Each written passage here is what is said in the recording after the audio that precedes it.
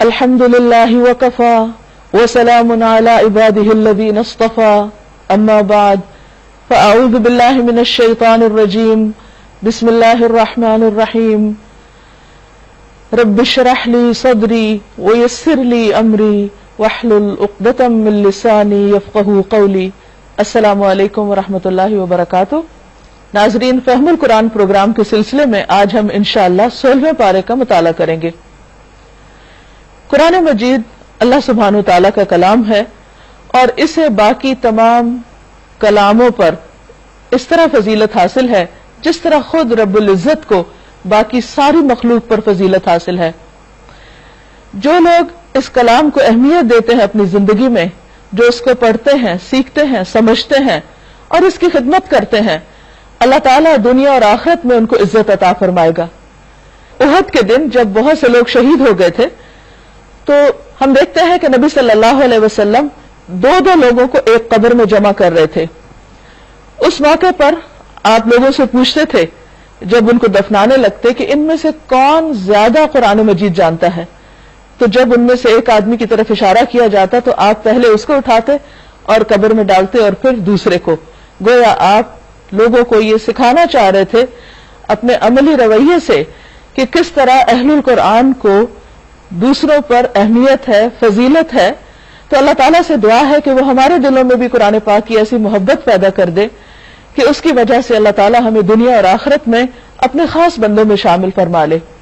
ارشاد باری تعالیٰ ہے، قال الم اقل لك انك لن تستطيع معي صبرا قال ان سألتك عن شيء بعدها فلا تصاحبني قد بلغت من لدني عذرا۔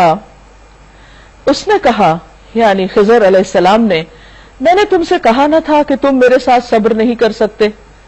موسیٰ علیہ السلام نے کہا، اس کے بعد اگر میں آپ سے کچھ پوچھوں تو آپ مجھے ساتھ نہ رکھیں، لیجئے اب تو میری طرف سے آپ کو عذر مل گیا۔ خضر علیہ السلام کو چونکہ خصوصی علم حاصل تھا اور ایک خاص قسم کی طاقت بھی اللہ تعالیٰ نے دی ہوئی تھی تاکہ وہ دنیا کے معاملات میں اللہ کے حکم سے کچھ تصرفات کریں، وہ کام کریں جو اور لوگ نہیں کر سکتے۔ یہ اللہ نے ان کو ایک خاص مقام دے رکھا تھا، اور ان میں سے بہت سے کام ایسے تھے جو عام ضابطے کے خلاف تھے، جو عموماً انسانوں کو کرنے کی اجازت نہیں۔ ہمیں جو دین ملا ہے، شریعت ملی ہے، اس کے اعتبار سے بہت سے کام ہمارے لیے درست نہیں، لیکن اللہ تعالیٰ کے خاص فرشتے یا خاص لشکر جن کو اللہ نے کائنات کے مختلف کاموں پر مامور کر رکھا ہے، ان کو اس کی اجازت ہے۔ مثلاً اگر ہم کسی کی جان لیں تو یہ قابل مؤاخذہ چیز ہے، لیکن اگر فرشتہ کسی کی جان آ کر لیتا ہے تو اس پر اس کی پوچھ نہیں، کیونکہ وہ اللہ کے اذن سے یہ کام کر رہا ہے۔ تو خضر علیہ السلام کو یہ معلوم تھا کہ وہ جس قسم کے کام کرنے والے ہیں وہ موسیٰ علیہ السلام دیکھ کر برداشت نہیں کر پائیں گے، تو انہوں نے پہلے سے ان کو وارن کر دیا کہ آپ صبر نہیں کر سکیں گے، اس لیے آپ میرے ساتھ نہیں رہ سکیں گے، زیادہ مجھ سے زیادہ نہیں سیکھ سکیں گے۔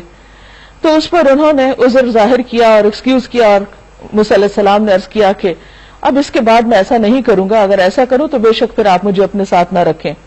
نبی صلی اللہ علیہ وسلم نے فرمایا، اللہ تعالیٰ ہم پر اور موسیٰ علیہ السلام پر رحم فرمائے، کاش وہ صبر کر لیتے تو اپنے ساتھی سے بہت سے عجائب دیکھتے، یعنی نئی نئی باتیں انہیں پتہ چلتی، لیکن انہوں نے کہہ دیا کہ ان سألتک عن شیء بعدها فلا تصاحبنی قد بلغت من لدنی عذرا۔ اب کیا ہوتا ہے، دونوں ساتھ چلتے ہیں، پھر وہ آگے چلے یہاں تک کہ ایک بستی میں پہنچے اور وہاں کے لوگوں سے کھانا مانگا۔ حدیث میں آتا ہے کہ وہ ایک ایک جگہ پر ایک ایک مجلس میں جا کر گھومے، لیکن کسی نے ان کو کھانا نہیں دیا، مگر انہوں نے ان دونوں کی ضیافت سے انکار کر دیا۔ اب دیکھیے، ایک اللہ کے پیغمبر ہیں اور ایک اللہ کی خاص مخلوق ہیں، وہ فرشتے ہیں، یہ جو بھی، اور دونوں ہی اللہ کے چنے ہوئے ہیں، مگر چونکہ ان کا حال حلیہ ایسا نہیں تھا کہ لوگ اس سے پہچان سکیں، لہذا انہوں نے ان کی کوئی قدر نہیں کی۔ تو ضروری نہیں ہوتا کہ آپ اگر اللہ کے خاص مقرب بندے ہیں اور اللہ کے بہت پیارے ہیں تو دنیا میں ہر جگہ آپ کی عزت کی جائے اور آپ کو پریفرنس دی جائے، لیکن آخرت میں اللہ سبحانہ وتعالی انسانوں کے مقامات کو ان کے تقوی کے اعتبار سے اوپر نیچے کر دے گا۔ بہرحال وہاں انہوں نے ایک دیوار دیکھی جو گرا چاہتی تھی، اس شخص نے اس دیوار کو قائم کر دیا، کھڑا کر دیا۔ موسیٰ علیہ السلام نے کہا، اگر آپ چاہتے تو اس کام کی اجرت لے سکتے تھے، انہوں نے کھانا نہیں کھلایا اور آپ نے دیوار بنا دی. اس سے بھی پتہ چلتا ہے کہ بندہ مومن صرف جواب میں کوئی نیکی نہیں کرتا، اگر کوئی اس کی قدر نہ بھی کرے تو وہ اپنا فرض ضرور پورا کرتا ہے. یہاں پر انہوں نے جب دیکھا کہ مجھے اپنا کام کرنا ہے تو وہ اس سے بے نیاز ہو کے انہوں نے وہ دیوار بنائی کہ بستی والوں نے کھانا دیا یا نہیں، کچھ پوچھا یا نہیں. تو موسیٰ علیہ السلام نے مشورہ دیا کہ چونکہ آپ نے یہاں ان کا کام کیا تو آپ اجرت مانگ سکتے تھے. اس نے کہا بس میرا تمہارا ساتھ ختم. اب میں تمہیں ان باتوں کی حقیقت بتاتا ہوں جن پر تم صبر نہیں کر سکے. تو وہ سارے واقعات کی اب توجیح کرتے ہیں. اس کشتی کا معاملہ یہ ہے کہ وہ چند غریب آدمیوں کی تھی جو دریا میں محنت مزدوری کرتے تھے. میں نے چاہا کہ اسے عیبدار کر دوں کیونکہ آگے ایک ایسا بادشاہ کا علاقہ تھا جو ہر کشتی کو زبردستی چھین لیتا تھا. نبی صلی اللہ علیہ وسلم نے فرمایا جو شخص زمین کا کوئی ٹکڑا ظلم سے لے لیتا ہے یعنی قبضہ کر لیتا ہے بلا وجہ تو وہ اس ٹکڑے کے ساتھ 7ویں زمین تک دھنسایا جاتا رہے گا. یعنی اس کا اتنا بڑا جرم ہے کہ اس کو اتنی سخت سزا ملے گی. تو اب انہوں نے کشتی کو داغدار کر دیا. بعض اوقات ایسا ہوتا ہے کہ ہماری گاڑی کوئی ایسی چیز لگ جاتی ہے کہ اس کی شکل تھوڑی خراب ہو جاتی ہے، کوئی اور حادثہ پیش آ جاتا ہے، کبھی کپڑے جل جاتے ہیں، کبھی کچھ ہوتا ہے، استری کہیں لگ جاتی ہے تو اس پر انسان پریشان ہو جاتا ہے، بد دل ہو جاتا ہے اور سارا دن وہ پریشانی اور غم اپنے دل پہ لیے رکھتا ہے کہ یہ ایسا کیوں ہو گیا. ایسی چھوٹی چھوٹی چیزوں پر انسان کو پریشان نہیں ہونا چاہیے کیونکہ ان کی حکمتیں اللہ ہی جانتا ہے. کسی حادثے پہ بد دل ہونے کی بجائے انسان اس کو اللہ کا فیصلہ سمجھ کے قبول کر لے کہ کوشش کے باوجود اگر ایک نقصان سے نہیں بچ سکا تو اس میں ضرور کوئی مصلحت ہے. اگر ہمیں سمجھ نہیں آتی تو بھی اللہ کے فیصلے بہترین ہیں. اب یہاں پر انہوں نے کشتی کو داغدار کیا تھا، بیکار نہیں کیا تھا. کس بنا پہ داغدار کیا تھا؟ تاکہ بادشاہ جو آگے آ رہا ہے، ظالم بادشاہ جو سب کی کشتیاں چھین رہا ہے، وہ اس کے اوپر نشان دیکھ کے اور اسے بظاہر بیکار دیکھ کے وہ اس کشتی کو چھینے گا نہیں اور اس طرح ان بچوں کا کاروبار چلتا رہے گا. رہا لڑکا تو اس کے والدین مومن تھے. ہمیں ڈر ہوا کہ یہ لڑکا اپنی سرکشی اور کفر سے ان کو تنگ کرے گا، اس لیے ہم نے چاہا کہ اس کا رب اس کے بدلے یعنی اس بچے کے بدلے ان کو ایسی اولاد دے جو اخلاق میں اس سے بہتر ہو اور جس سے صلہ رحمی بھی زیادہ متوقع ہو. یہاں سے پتہ چلتا ہے کہ اللہ تعالیٰ اپنے بندوں کی کہاں کہاں کیسے مدد کرتا ہے. بعض اوقات کسی کا کوئی بچہ فوت ہو جاتا ہے تو انسان بہت دکھی ہوتا ہے، غمگین ہوتا ہے، لیکن اللہ کو زیادہ پتا ہے کہ وہ بچہ ہمارے لیے کتنے فائدے کا، یہ کتنے نقصان کا ہے. یہ ایک غیب کے پردے میں اللہ کی مدد ہوتی ہے، لیکن چونکہ ہماری عقل بہت لمیٹڈ ہے، ہم بہت آگے تک دیکھ نہیں سکتے، اس لیے بار بار اللہ کے فیصلوں پر ہم پریشان ہوتے ہیں یا اس پر ہم برہم ہوتے ہیں اور بعض اوقات ہم ناراض بھی ہو جاتے ہیں، جو کہ بندے کا کام نہیں.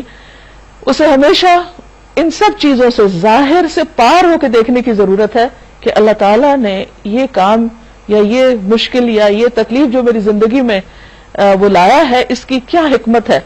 کیونکہ دراصل اللہ بندے کی بعض اوقات بھلائی چاہتا ہے اس تکلیف میں جو بندے کو ناپسند ہوتی ہے. رسول اللہ صلی اللہ علیہ وسلم نے فرمایا وہ لڑکا جسے خضر علیہ السلام نے قتل کیا وہ جب پیدا کیا گیا تو کافر ہی تھا.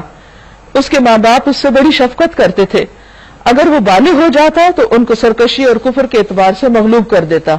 پھر اس کے بعد تیسرا قصہ اس دیوار کا معاملہ یہ ہے کہ یہ 2 یتیم لڑکوں کی ہے جس شہر میں رہتے ہیں. اس دیوار کے نیچے ان بچوں کے لیے خزانہ مدفون ہے اور ان کا باپ ایک نیک آدمی تھا، اس لیے تمہارے رب نے چاہا کہ یہ دونوں بچے بالغ ہوں اور اپنا خزانہ نکال لیں. رسول اللہ صلی اللہ علیہ وسلم نے فرمایا جس نے کسی اپنے یا دوسرے کے یتیم بچے کو اپنے ساتھ ملا لیا اور اسے غنی کر دیا یعنی اس کا خیال رکھا تو اس کے لیے جنت واجب ہو جاتی ہے. یہ تمہارے رب کی رحمت کی بنا پر کیا گیا ہے، میں نے کچھ اپنے اختیار سے نہیں کر دیا، یعنی میں بھی مامور ہوں، اللہ کے حکم سے سب کچھ کر رہا ہوں. یہ ہے حقیقت ان باتوں کی جن پر تم صبر نہ کر سکے. اور یہ موسیٰ علیہ السلام کی بات نہیں، ہم سب کا بھی یہی حال ہے کہ جب کوئی بھی چیز ہماری سمجھ میں نہیں آتی یا ہماری مرضی کے خلاف ہوتی ہے یا بظاہر ہمارے لیے تکلیف دہ ہوتی ہے تو ہم اس پہ صبر نہیں کر سکتے. تو صبر صدمے کی پہلی چوٹ لگنے پر ہوتا ہے اور اس وقت انسان اپنی زبان کو کنٹرول میں رکھے کہ کوئی منفی بات نہ کرے، اپنے دل میں کوئی ناشکری کے جذبات نہ لائے اور اپنے عمل میں کوئی ایسا کام نہ کرے جو اللہ تعالیٰ کو مزید ناراض کرے، کیونکہ اللہ تعالیٰ اس مشکل کے ذریعے بھی ہم پر اپنی رحمت ہی کر رہا ہوتا ہے. تو اس کو سمجھنے کے لیے اللہ سبحانہ وتعالیٰ نے موسیٰ علیہ السلام کے اس واقعے سے ہمیں ان 3 واقعات کو بیان کر کے ہمیں بہت سی باتیں سمجھائی ہیں. پھر اس کے بعد ذوالقرنین کے بارے میں، کیونکہ نبی صلی اللہ علیہ وسلم سے ان کے بارے میں سوال کیا گیا تھا، تو اس کی کچھ تفصیل. وَيَسْأَلُونَكَ عَنْ ذِي الْقَرْنَيْنِ، قرن عربی زبان میں سینگ کو کہتے ہیں، 2 سینگوں والا. بعض کہتے ہیں کہ اس سے مراد سائرس یا خسرو ہے، جو ایران کا ایک بہت عادل بادشاہ تھا، بہت منصف قسم کو، بہت اچھا انسان تھا. تو اللہ تعالیٰ نے اس کو دنیاوی اعتبار سے بھی بہت ترقی دی تھی. اس کے سر کے اوپر 2 سینگ تھے، یا وہ 2 لٹیں تھیں، یا یہ کہ اس کی سلطنت 2 طرف کو پھیلی ہوئی تھی، جس کی بنا پر اس کا لقب ذوالقرنین پڑ گیا. آپ کہیے کہ میں اس کا کچھ حال تم کو سناتا ہوں. ہم نے اس کو زمین میں اقتدار عطا کر رکھا تھا اور اسے ہر قسم کے اسباب اور وسائل بخشے تھے. یہ ضروری نہیں ہوتا کہ کوئی شخص نیکی کرے یا اچھے کام کرے تو دنیا اسے چھن جائے گی. یہ مثال ظاہر کرتی ہے کہ وہ عادل بادشاہ تھا، اللہ کو مانتا تھا، آخرت کو مانتا تھا. اس کے باوجود اللہ نے اس کے لیے دنیا کے اسباب مسخر کر دیے تھے. اس نے پہلے مغرب کی طرف ایک مہم کا سر و سامان کیا. کہا جاتا ہے کہ چونکہ ایران کا بادشاہ تھا تو ایران کے مغرب کی طرف ایجین سی کی جانب اس نے ایک مہم کا آغاز کیا اور وہاں فاتح کی حیثیت سے گیا، حتیٰ کہ جب غروب آفتاب کی حد تک پہنچ گیا، یعنی آگے سمندر آ گیا، تو اس نے سورج کو ایک کالے پانی میں ڈوبتا دیکھا. جیسے روز ہم دیکھتے کہ سورج نیچے جا رہا تھا، اگر آپ سی سائڈ پہ جائیں تو وہاں پر لٹرلی یوں لگتا ہے جیسے سورج سمندر کے اندر ڈوب رہا ہے. وہاں اسے قوم ملی. ہم نے کہا ذوالقرنین تجھے قدرت حاصل ہے کہ ان کو تکلیف پہنچائے یا ان کے ساتھ اچھا رویہ اختیار کرے، تم فاتح ہو، جو چاہو کرو.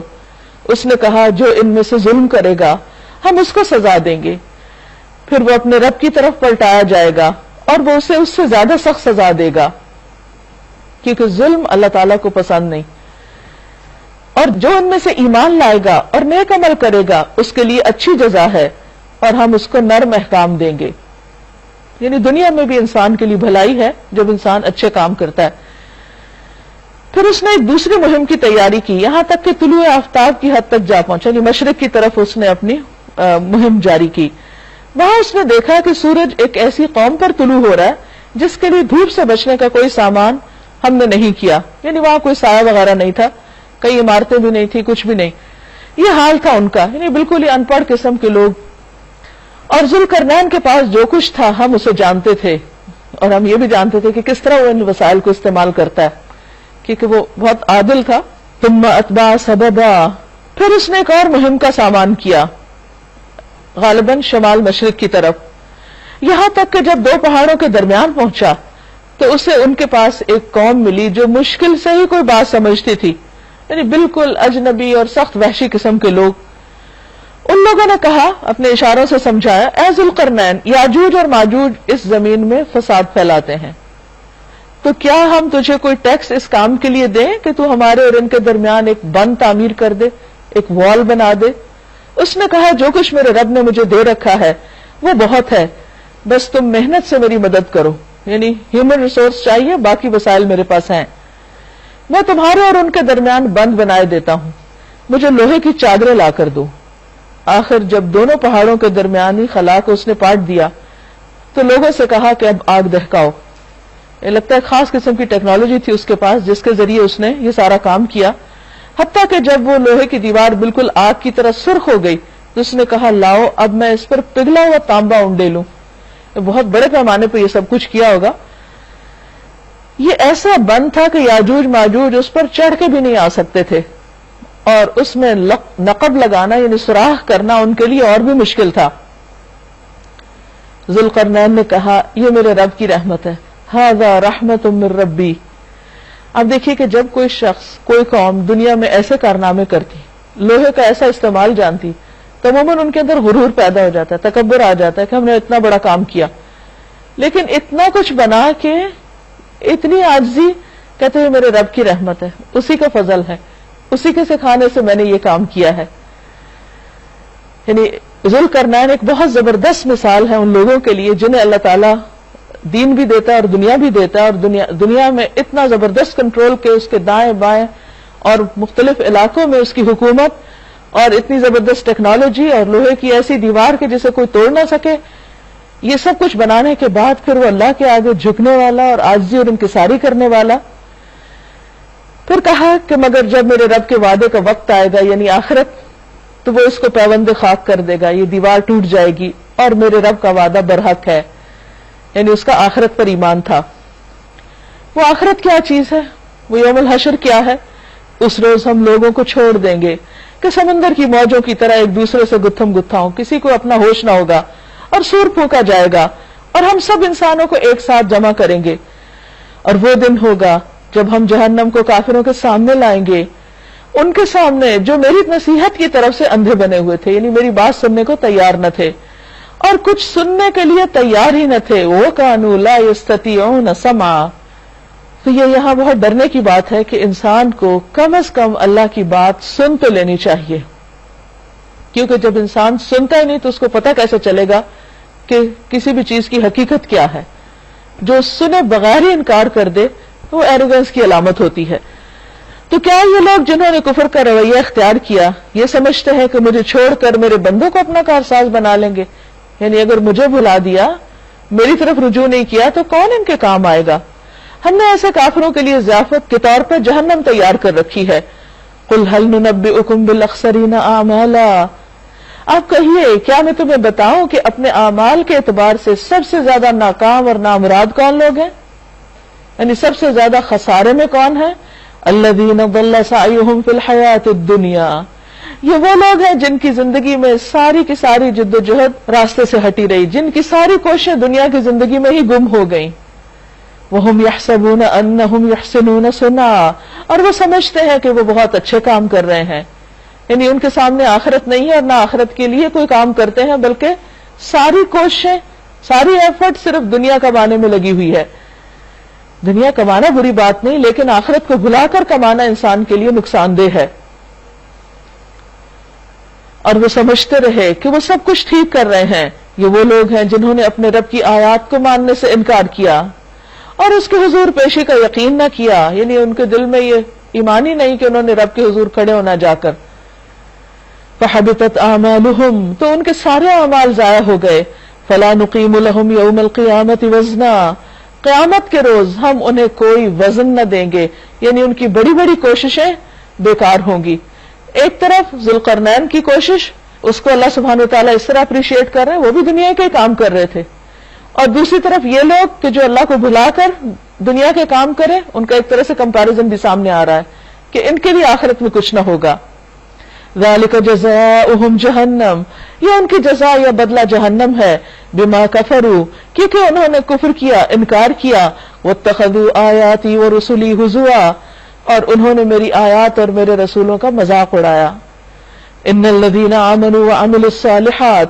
اس کے برعکس دوسرے لوگ جو ایمان لائیں اور جو نیک کام کریں، كَانَتْ لَهُمْ جَنَّاتُ الْفِرْدَوْسِ نُزُلًا. ان کی میزبانی کے لیے فردوس کے باغات ہیں جس میں وہ ہمیشہ رہیں گے. خالدین فیہا لا یبغون عنہا حولا. اور کبھی اس جگہ سے نکل کر کہیں جانے کو ان کا دل نہ چاہے گا. کیونکہ بہت سے لوگ کہتے ہیں اچھا جنت میں ہمیشہ رہنا ہوگا، بور نہیں ہو جائیں گے؟ دنیا میں تو نہیں بور ہوئے ابھی تک، تو جنت میں کون بور ہوگا؟ تو یہ بھی جنت کا انڈائریکٹلی مذاق اڑانا ہوتا ہے، یہ اس کی ناقدری کرنا کہ لوگ اس کے بارے میں سوچے ہی نہیں. تو یہاں پر فرمایا کہ جن کو فردوس مل جائے گی وہ تو وہاں سے کہیں لمحے بھر کے لیے بھی ادھر ادھر نہیں جانا چاہیں گے، اتنا دل لگے گا وہاں ان کا. اے محمد صلی اللہ علیہ وسلم کہیے اگر سمندر میرے رب کی باتیں لکھنے کے لیے روشنائی بن جائے، انک بن جائے، تو وہ ختم ہو جائے. اور ایک اور جگہ پر آتا ہے اتنے 7 سمندر ہم اور شامل کر دیں تو رب کی باتیں نہ ختم ہوں. مگر میرے رب کی باتیں ختم نہ ہوں بلکہ اتنی ہی روشنائی ہم اور لے آئیں تو وہ بھی کافی نہ ہو. اے محمد صلی اللہ علیہ وسلم آپ کہیے کہ میں تو ایک انسان ہوں تم ہی جیسا، میری طرف وحی کی جاتی ہے کہ تمہارا خدا بس ایک ہی خدا ہے. پس جو کوئی اپنے رب کی ملاقات کا امیدوار ہو، فمن کان یرجو لقاء ربہ فلیعمل عملا صالحا. اسے چاہیے کہ نیک عمل کرے. جس کو یہ یقین ہے کہ اللہ کے سامنے جا کے کھڑے ہونا ہے اسے پھر تیاری کر لینی چاہیے. اور تیاری کس چیز کی ہے؟ اچھے کاموں سے. اور صرف نیک کام نہیں کافی، بلکہ وَلَا يُشْرِكْ بِعِبَادَةِ رَبِّهِ أَحَدًا، اپنے رب کی عبادت میں کسی اور کو شریک نہ کرے، یعنی شرک سے بچے. سورۃ مریم. بسم اللہ الرحمن الرحیم. شروع اللہ کے نام سے جو بے انتہا مہربان نہایت رحم فرمانے والا ہے. کاف ہا یا عین صاد. کاف ہا یا عین صاد. ذکر رحمت ربک عبدہ زکریا، ذکر ہے اس رحمت کا جو تیرے رب نے اپنے بندے زکریا پر کی علیہ السلام، جبکہ اس نے اپنے رب کو چپ کے پکارا. یہ دعاؤں کا اثر تھا، اللہ سے راز و نیاز کا، اللہ سے سرگوشیوں کا. اس نے عرض کیا، اے پروردگار میری ہڈیاں تک گھل گئی ہیں، سر بڑھاپے سے بھڑک اٹھا ہے. اے پروردگار میں کبھی تجھ سے مانگ کر نامراد نہیں رہا. مجھے اپنے پیچھے اپنے بھائی بندوں کی برائیوں کا خوف ہے کہ ان کا کیا بنے گا، ان کو کون دیکھے گا.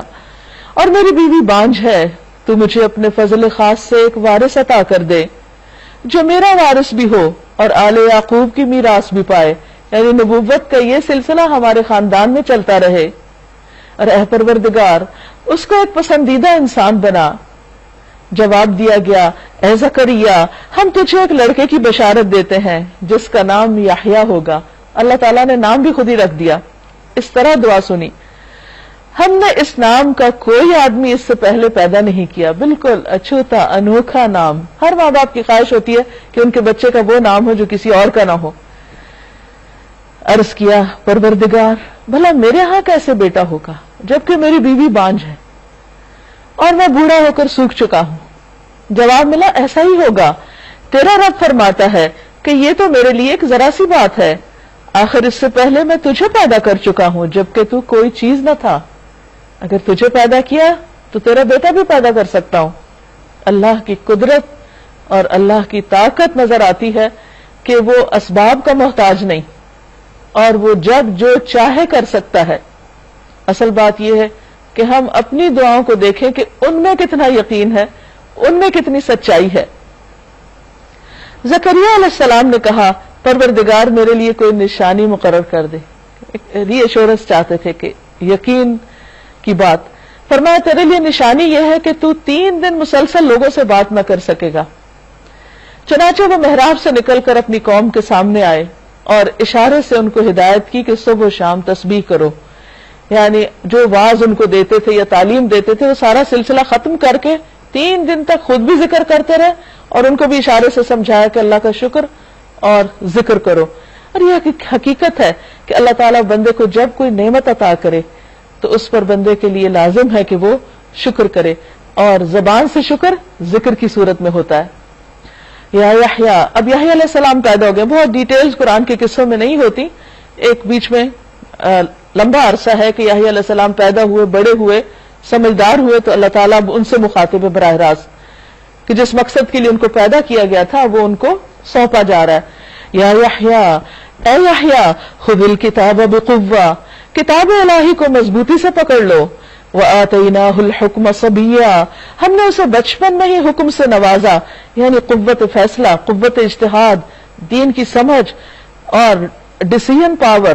یہ اللہ سبحانہ وتعالیٰ نے ان کو خاص طور پر دوسرے بچوں سے زیادہ بچپن میں ہی یہ سب نعمتیں دے دی تھیں کیونکہ ان سے ایک بڑا کام لینا تھا اور وہ اپنے والد کی دعا کا نتیجہ تھے.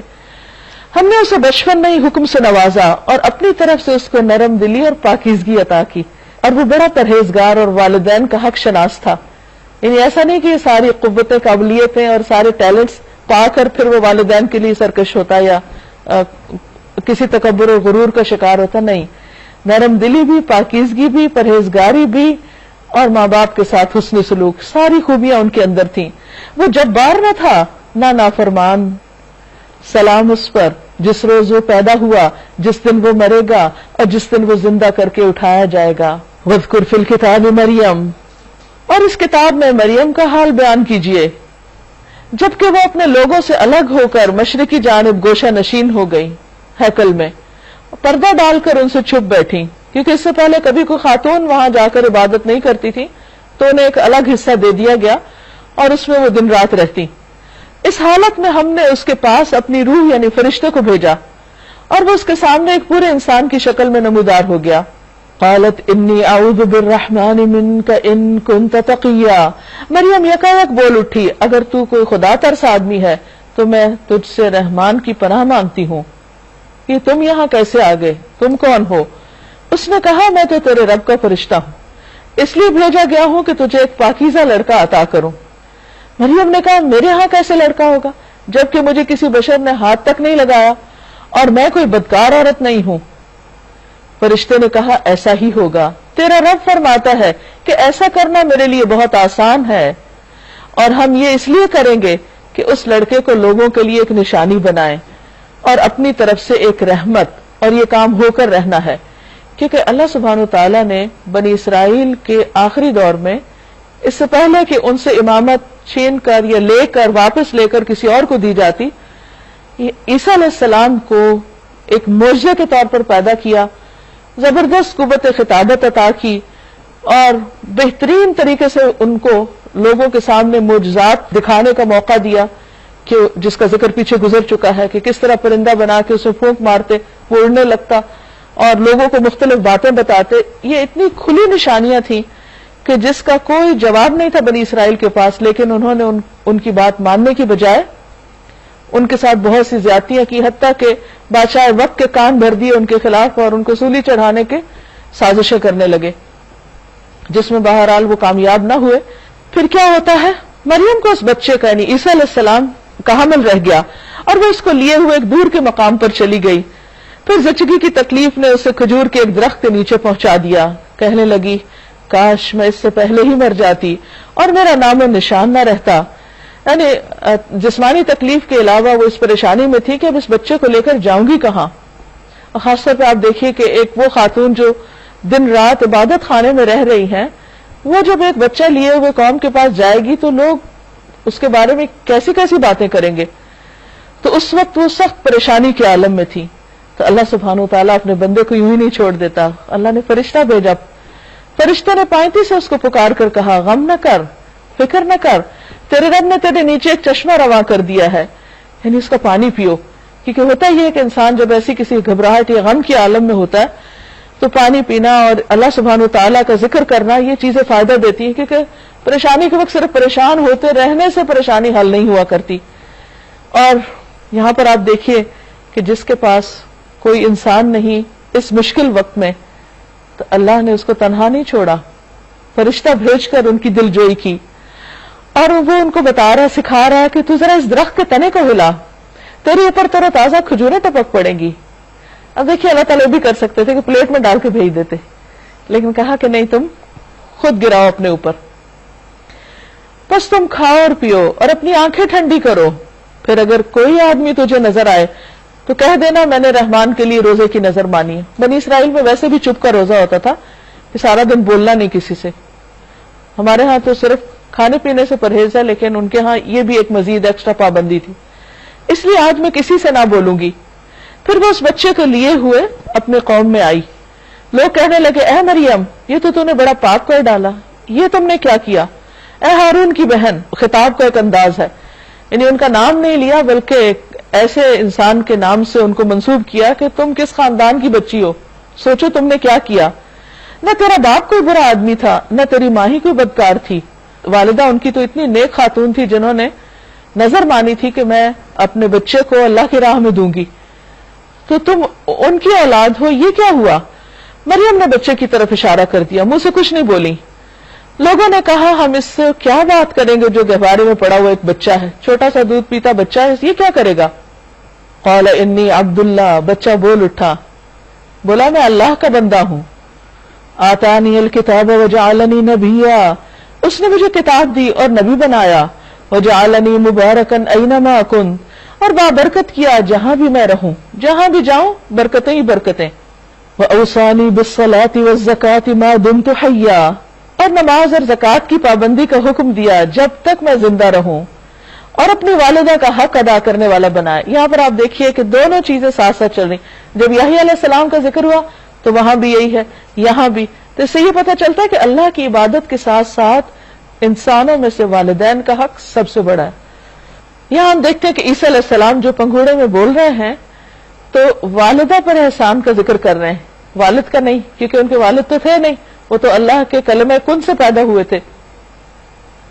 اور مجھ کو جبار اور شقی یعنی بدبخت نہیں بنایا. سلام ہے مجھ پر جبکہ میں پیدا ہوا, جبکہ میں مروں اور جبکہ زندہ کر کے اٹھایا جاؤں. تو یحییٰ علیہ السلام کی طرح عیسیٰ علیہ السلام پر بھی اللہ تعالیٰ نے ان کی ولادت کے ساتھ ہی بہت برکتیں نازل کی. اور یہ ایک حقیقت ہے کہ بعض بچے اپنے خاندانوں کے لیے بہت ہی بابرکت ثابت ہوتے ہیں, اور خصوصاً جب وہ اپنے والدین کی دعائیں ہوں. اور اسی لیے بچوں کی تربیت جو ہے وہ پیدا ہونے کے بعد نہیں شروع ہوتی, وہ پیدائش سے پہلے ہی شروع ہو جاتی. اور انسان پہلے پلان کرتا ہے کہ بچے کو کیا تعلیم دی جائے گی, کس طرح اس کی تربیت کی جائے گی, اور پھر صرف اپنی کوششیں نہیں بلکہ اللہ تعالیٰ سے دعائیں بھی کی جاتی ہیں. حضرت زکریا علیہ السلام نے دعا کی تھی کہ رب ہب لی من لدنک ذریۃ طیبہ, اللہ مجھے اپنے پاس سے پاکیزہ اولاد عطا کر. صرف اولاد نہیں مانگی, پاکیزہ اولاد مانگی. اسی طرح باقی والدین کو بھی یہی کرنا چاہیے کہ وہ اس وقت سے فکر کریں, کیونکہ بچے جب پیدا ہو جاتے ہیں اور پھر ان پر مختلف لوگوں کے اثرات شروع ہو جاتے ہیں, خاندان کے اندر بھی, خاندان سے باہر بھی, پھر تعلیم میں بھی, پھر اور دنیا بھر کا ایکسپوجر, تو پھر والدین کی اپنی کوششوں کا حصہ بہت کم رہ جاتا ہے. تو جتنا ارلی سٹارٹ کرے انسان اتنا ہی بہتر ہے. فرمایا ذالک عیسی ابن مریم, یہ ہے عیسی ابن مریم, اور یہ ہے اس کے بارے میں وہ سچی بات جس میں لوگ شک کر رہے ہیں. اللہ کا یہ کام نہیں کہ وہ کسی کو بیٹا بنائے, وہ پاک ذات ہے. وہ جب کسی بات کا فیصلہ کرتا ہے تو کہتا ہے کہ ہو جا, اور بس وہ ہو جاتی ہے. اور عیسیٰ علیہ السلام نے کہا تھا اللہ میرا رب بھی ہے اور تمہارا رب بھی, بس تم اس کی بندگی کرو, یہی سیدھی راہ ہے. یعنی عیسیٰ علیہ السلام نے کبھی بھی یہ نہیں کہا کہ لوگوں میری عبادت کرو یا میں تمہارا خدا ہوں, ہرگز نہیں. مگر پھر مختلف گروہ باہم اختلاف کرنے لگے. سو جن لوگوں نے کفر کیا ان کے لیے وہ وقت بڑی تباہی کا ہوگا, جبکہ وہ ایک بڑا دن دیکھیں گے جب وہ ہمارے سامنے حاضر ہوں گے. اس روز تو ان کے کان بھی خوب سن رہے ہوں گے اور ان کی آنکھیں بھی خوب دیکھتی ہوں گی. یعنی آج جن کانوں اور آنکھوں پہ پردہ پڑا ہوا وہ ہٹ جائے گا, مگر آج یہ ظالم کھلی گمراہی میں مبتلا ہے. اے محمد صلی اللہ علیہ وسلم, اس حالت میں جبکہ یہ لوگ غافل ہیں اور ایمان نہیں لا رہے, انہیں اس دن سے ڈراؤ جبکہ فیصلہ کر دیا جائے گا اور پچھتاوے کے سوا کوئی چارہ نہ ہوگا.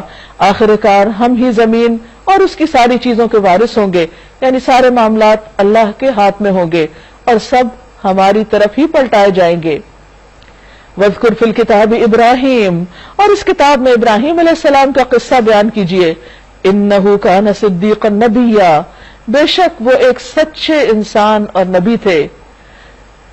انہیں ذرا اس موقع کی یاد دلاؤ جبکہ انہوں نے اپنے والد سے کہا ابا جان آپ کیوں ان چیزوں کی عبادت کرتے ہیں جو نہ سنتی ہیں نہ دیکھتی ہیں اور نہ آپ کا کوئی کام بنا سکتی ہیں. یعنی کس اچھے طریقے سے اپنے والد کو سمجھانے کی کوشش کر رہے ہیں. اور آپ دیکھیں عربی میں جو الفاظ ہیں یا ابتی, اے میرے ابا جان, یعنی بہت پیار سے بات کر رہے ہیں. عام طور پہ یہ ہوتا ہے کہ بچے اگر کچھ دین جان لیں یا ان کو کوئی سمجھ آ جائے تو والدین اگر اپنے پرانے طریقے پر ہوں تو بعض اوقات بچے بڑی بدتمیزی سے بات شروع کر دیتے ہیں اور ان کے ساتھ سختی کا رویہ اختیار کر لیتے ہیں. تو اس سے بچنا چاہیے. پیغمبروں کے طریقے پہ ہمیں ایسی کوئی چیز نظر نہیں آتی, بلکہ ہر پیغمبر کی جو خوبی بیان کی جا رہی ہے وہ کیا ہے کہ وہ نرم کلام تھے, ان کے اندر وہ جبار نہ تھے اور سخت مزاج نہ تھے. تو جب تک دین کے ساتھ نرمی شامل نہیں ہوگی بات نہیں بنے گی. تو یہ ہم سب کو اچھی طرح سمجھ لینا چاہیے. ہم دنیا کی جب کسی کو کوئی بات بتانی ہوتی ہے تو ہم اچھے سے اچھے طریقے سے بتاتے ہیں. ایسا کیوں ہوتا ہے کہ جب اللہ تعالیٰ کی بات کرتے ہیں, اللہ کی طرف لوگوں کو بلاتے ہیں تو ہمارے مزاج میں سختی آ جاتی ہے اور پھر اس سختی کی وجہ سے ہم لوگوں کو دین سے بھگا دیتے ہیں. تو انہوں نے اپنے والد سے کہا کہ آپ کیوں ایسا کرتے ہیں. اور یہ سوال کا انداز جو ہے یہ بہت ہی اچھا ہے کیونکہ دوسرے کو سوچنے پہ مجبور کرتا ہے. اس سے انسان دوسرے کے ضمیر کو جگاتا ہے, اس کی انا کو نہیں. جب آپ لٹ مار کے ایک صرف حکم جاری کر دیتے ہیں تو اس سے کیا نقصان ہوتا ہے کہ دوسرا شخص ڈیفینسو ہو جاتا ہے، لیکن جب آپ کوشچن کرتے ہیں، سوچنے کے لیے دوسرے کو کہتے ہیں، تو وہ پھر غور بھی کرتا ہے، اور اگر اس کے اندر تھوڑی سی بھی خیر ہو تو وہ ہدایت کی طرف آ جاتا ہے۔ ابا جان، میرے پاس ایک ایسا علم آیا ہے جو آپ کے پاس نہیں آیا۔ اب نیکسٹ اسٹیپ لیتے ہیں کہ میں یہ باتیں اپنے دل سے نہیں کر رہا، کسی علم کی وجہ سے کر رہا ہوں۔ آپ میرے پیچھے چلے، میں آپ کو سیدھا رستہ بتاؤں گا، آپ مجھے فالو کریں۔ ابا جان، آپ شیطان کی بندگی نہ کریں، شیطان تو رحمان کا نافرمان ہے۔ کتنی خوبصورت بات ہے کہ کیوں نہ کریں، کیونکہ وہ رحمان کی بات نہیں مانتا، تو جو اس کی نہیں مانتا ہم اس کی کیوں مانیں۔ ابا جان، مجھے ڈر ہے کہ آپ کہیں رحمان کے عذاب میں مبتلا نہ ہو جائیں۔ اب آپ دیکھیے کہ انہوں نے یہاں سے نہیں بات شروع کی کہ رحمان کے عذاب میں پڑ جائیں گے اگر آپ یہ نہیں کریں گے، یعنی ایک ایک سٹیپ آپ دیکھیے کہ کتنی حکمت والا ہے۔ اور شیطان کے ساتھی نہ بن کر رہیں۔ باپ نے کہا، ابراہیم، کیا تو میرے معبودوں سے پھر گیا؟ تو جو اللہ کی باتیں کرنے لگ گیا تو یہ کیا ہو گیا؟ اگر تو باز نہ آیا تو میں تجھے سنسار کر دوں گا، پتھر مار کے ہلاک کر دوں گا۔ اب آپ دیکھیں ابراہیم علیہ السلام کا انداز اور باپ کا انداز، دونوں کے اخلاق میں کتنا فرق ہے، اور یہی ایک دین والے شخص کا اخلاق ہونا چاہیے جو ابراہیم علیہ السلام کا تھا، دین کی بات کرتے ہوئے، تبلیغ کرتے ہوئے۔ اور کہنے لگا، بس تو ہمیشہ کے لیے مجھ سے الگ ہو جا۔ ابراہیم علیہ السلام نے کہا، سلام ہے آپ کو۔ آپ دیکھیے کہ ہمبلنس کی انتہا ہے۔ باپ کہہ رہا ہے مار دوں گا تجھے، نکل جائے یہاں سے، وہ کہتے ہیں سلامتی ہو آپ پر، میں اپنے رب سے دعا کروں گا، یعنی مایوس نہیں ہوئے، میں اپنے رب سے دعا کروں گا کہ وہ آپ کو معاف کر دے۔ یعنی اس درجے کی خیر خواہی کہ انسان پتھر کھا کے بھی، گالیاں کھا کے بھی بد مزہ نہ ہو اور لوگوں کے ساتھ بھلائی کرتا رہے۔ میرا رب مجھ پر بڑا مہربان ہے، میں آپ لوگوں کو بھی چھوڑتا ہوں اور ان ہستیوں کو بھی جنہیں آپ لوگ خدا کو چھوڑ کر پکارا کرتے ہیں، میں تو اپنے رب ہی کو پکاروں گا، امید ہے کہ میں اپنے رب کو پکار کے نامراد نہ رہوں گا۔ پھر کیا ہوا؟ بس وہ ان لوگوں سے اور ان کے معبودوں سے جدا ہو گیا، تو ہم نے اس کو اسحاق اور یعقوب جیسی اولاد دی اور ہر ایک کو نبی بنایا اور ان کو اپنی رحمت سے نوازا اور ان کو سچی ناموری عطا کی۔ یعنی باپ نے اگر یہ سلوک کیا تو پھر محرومیاں نہیں تھی، اللہ تعالیٰ نے اچھی اولاد کی شکل میں کمپنسیٹ کر دیا۔ وَاذْكُرْ فِي الْكِتَابِ مُوسَىٰ، اور ذکر کیجئے اس کتاب میں موسیٰ علیہ السلام کا، إِنَّهُ كَانَ مُخْلَصًا، وہ ایک چنے ہوئے انسان تھے، وَكَانَ رَسُولًا نَبِيًّا، اور ایک رسول نبی تھے، یعنی رسول بھی تھے نبی بھی تھے۔ وَنَادَيْنَاهُ مِنْ جَانِبِ الطُّورِ الْأَيْمَنِ وَقَرَّبْنَاهُ نَجِيًّا، ہم نے اس کو طور کی دائیں جانب سے پکارا اور راز کی گفتگو سے اس کو تقرب عطا کیا، یعنی خاص خصوصیت کے ساتھ ان کی یہ فضیلت ہے کہ ان سے باتیں کی، اور اپنی مہربانی سے اس کے بھائی ہارون کو نبی بنا کر اسے مددگار کے طور پر دیا۔ اللہ تعالیٰ اپنے احسانات یاد کرا رہے ہیں جو موسیٰ علیہ السلام پر فرمائے۔ وَاذْكُرْ فِي الْكِتَابِ اسماعیل، اور اس کتاب میں اسماعیل علیہ السلام کا ذکر کرو، إِنَّهُ كَانَ صَادِقَ الْوَعْدِ وَكَانَ رَسُولًا نَبِيًّا، وہ وعدے کا سچا اور رسول نبی تھا۔ ہم دیکھ رہے ہیں کہ تقریباً ہر پارے میں وعدے اور عہد کی بات آ رہی ہے، اور یہ خوبیوں کی بنیاد ہے، یعنی کہ ایک مومن کے لیے اس کے اخلاق میں ایک خاص خوبی ہے کہ وہ اپنی کمٹمنٹس نبھائے۔ وہ اپنے گھر والوں کو نماز اور زکوٰۃ کا حکم دیتے تھے۔ اسماعیل علیہ السلام کی ایک اور خاص بات بتائی جا رہی، رسول اللہ صلی اللہ علیہ وسلم نے فرمایا، اللہ تعالیٰ اس مرد پر رحم فرمائے جو رات کو اٹھے، نماز پڑھے اور اپنی بیوی کو بھی جگائے، اور اگر وہ نہ اٹھے تو اس کے چہرے پر پانی کے چھینٹے دے، اور اللہ اس عورت پر رحم کرے جو رات کو اٹھے، نماز پڑھے، شوہر کو بھی جگائے، اگر وہ نہ اٹھے تو اس کے منہ پہ پانی چھڑک دے۔ کان عند ربہ مرضیا، اور اپنے رب کے نزدیک ایک پسندیدہ انسان تھے۔ اس سے بڑی کوئی چیز انسان کے لیے دنیا میں کوئی بڑی خوشخبری نہیں ہو سکتی کہ کسی کو یہ پتا چل جائے کہ اس کا رب اس سے راضی اور خوش ہے۔ وَاذْكُرْ فِي الْكِتَابِ إِدْرِيسَ، اور اس کتاب میں ادریس علیہ السلام کا ذکر کرو۔ بعض روایات میں آتا ہے کہ نوح علیہ السلام سے بھی پہلے دنیا میں آئے تھے۔ إِنَّهُ كَانَ صِدِّيقًا نَبِيًّا، وہ ایک سچے راست باز اور نبی تھے۔ وَرَفَعْنَاهُ مَكَانًا عَلِيًّا، اور ہم نے انہیں بلند مقام پر اٹھایا تھا، یعنی اپنی خوبیوں کی وجہ سے بلند رتبہ پایا۔ اولئک الذین انعم اللہ علیہم، یہ وہ لوگ ہیں جن پر اللہ نے اپنا انعام فرمایا، یہ ہے خوش قسمت لوگ، من النبیین من ذریۃ آدم، آدم کی اولاد میں سے جو انبیاء ہیں، یہ چنے ہوئے لوگ ہیں، سب سے بہترین لوگ ہیں، وممن حملنا مع نوح، اور ان میں سے جن کو ہم نے نوح علیہ السلام کے ساتھ سوار کیا، یعنی ان کی اولاد میں سے، ومن ذریۃ ابراہیم و اسرائیل، اور ابراہیم اور اسرائیل یعنی یعقوب علیہ السلام کی اولاد میں سے بھی، وممن ہدینا واجتبینا، اور ان میں سے جن کو ہم نے ہدایت دی اور ہم نے چن لیا، اذا تتلی علیہم آیات الرحمن، جب ان پر رحمان کی آیات پڑھی جاتی تھیں، خروا سجدا وبکیا، تو وہ سجدے میں روتے ہوئے گر پڑتے تھے۔ یہ ان کی خاص خوبی تھی کہ اللہ کے کلام کے آگے ان کے دل اتنے نرم تھے، یہ ان کے دلوں کا حال تھا۔ آج ہم بھی اللہ کے کلام کو پڑھتے ہیں، تلاوت بھی کرتے ہیں، سنتے بھی ہیں، کہ ہمارے دلوں پر یہ اثر نہیں ہوتا۔ تو جن کے ان لوگوں کو اللہ نے چنا کس بنا پر، جیسے کہ ایک حدیث میں آتا ہے کہ اللہ سبحانہ وتعالیٰ نے جب آدم علیہ السلام کی اولاد کے دل دیکھے تو سب سے بہترین دل محمد صلی اللہ علیہ وسلم کا پایا، تو انہیں اپنے کام کے لیے چن لیا۔ تو اسی طرح اللہ تعالیٰ کسی کی شکل نہیں دیکھتا، کسی کا مال نہیں دیکھتا، وہ اس کا دل دیکھتا ہے، کیونکہ وہ دوسروں کو نظر نہیں آتا مگر اللہ کو نظر آتا ہے۔ تو وہ دیکھتا ہے کہ اس کے اندر کتنی خیر اور خوبی ہے، کتنی بھلائی ہے، وہ اندر سے انسان کتنا سچا ہے، اپنی نیت کا کتنا کھرا ہے، اور جب انسان کے اندر یہ اخلاص ہوتا ہے تو اللہ تعالیٰ اس کو مزید بھلائیوں سے نوازتے ہیں، صرف دنیا میں نہیں، اس کی زندگی میں، اس میں بھی، لیکن اس کے مرنے کے بعد بھی وہ سلسلے جاری رہتے ہیں۔ جیسے ابراہیم علیہ السلام کے ہم دیکھتے ہیں کہ کس طرح نسلوں میں ان کی خیر جاری ہو گئی۔ یہاں پر سجدہ ہے، فخلف من بعدهم خلف اضاعوا الصلاة واتبعوا الشهوات فسوف يلقون غیا، پھر ان کے بعد وہ ناخلف لوگ ان کے جانشین ہوئے، یعنی ان پیغمبروں کی اولادوں میں سے بھی بعض جنہوں نے نماز کو ضائع کر دیا اور خواہشات نفس کی پیروی کی، بس قریب ہے کہ وہ گمراہی کے انجام سے دوچار ہوں۔ کیونکہ نبی صلی اللہ علیہ وسلم نے بھی ایک پیشن گوئی کی تھی کہ میرے 60 سال کے بعد ایسے لوگ آئیں گے جو اپنی خواہشات کے پیچھے لگ جائیں گے اور نمازوں کو ضائع کر دیں گے، اس کی ان کے نزدیک اہمیت نہیں رہے گی۔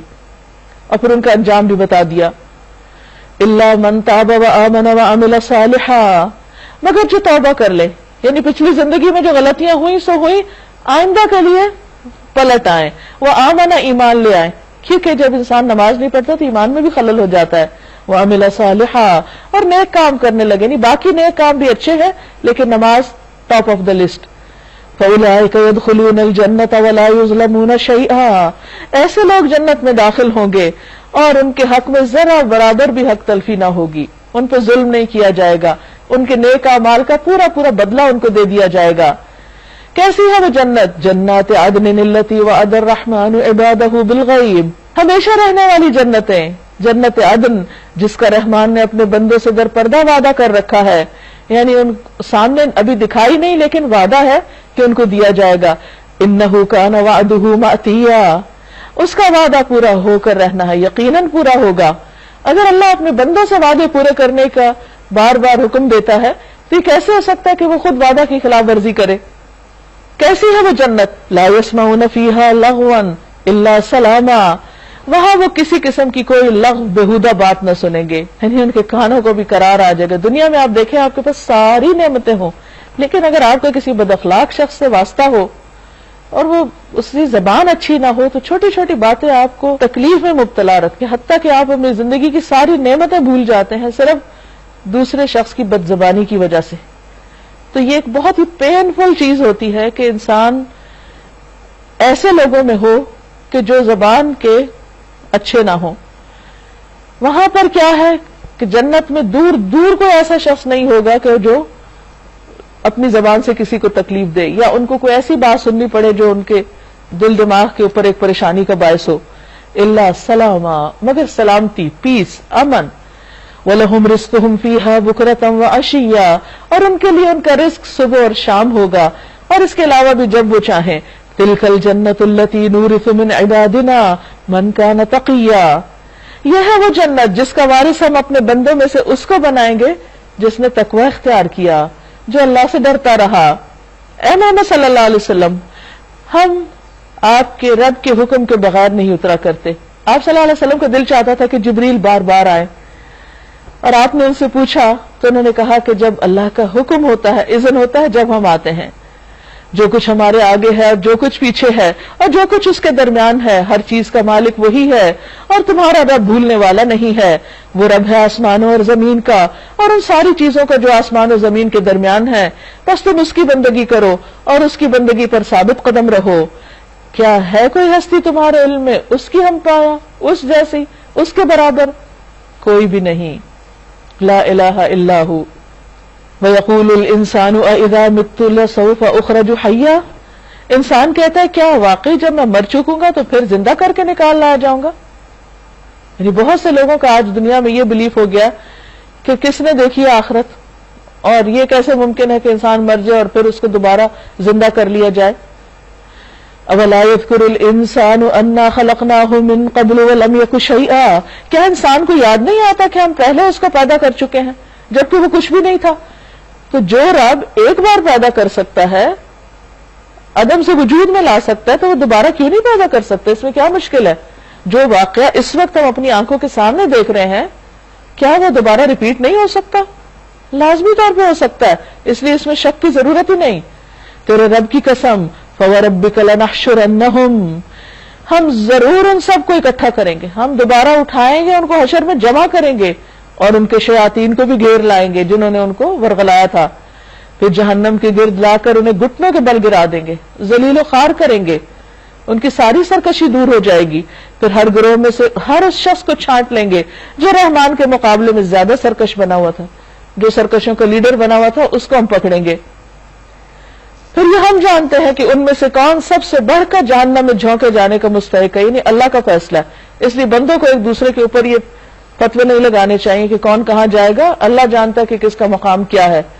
وَإِن مِّنكُمْ إِلَّا وَارِدُهَا، اور تم میں سے کوئی ایسا نہیں جو اس پر وارد نہ ہو، کیونکہ پل صراط جس پر سے گزر کر جنت میں لوگ جائیں گے یہ جہنم کے اوپر فکس کی گئی ہے.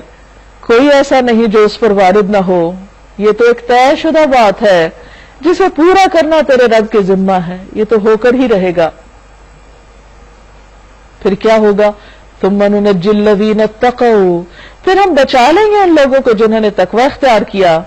وَنَذَرُ الظَّالِمِينَ فِيهَا جِثِيًّا، اور ظالموں کو اسی میں گرا ہوا چھوڑ دیں گے.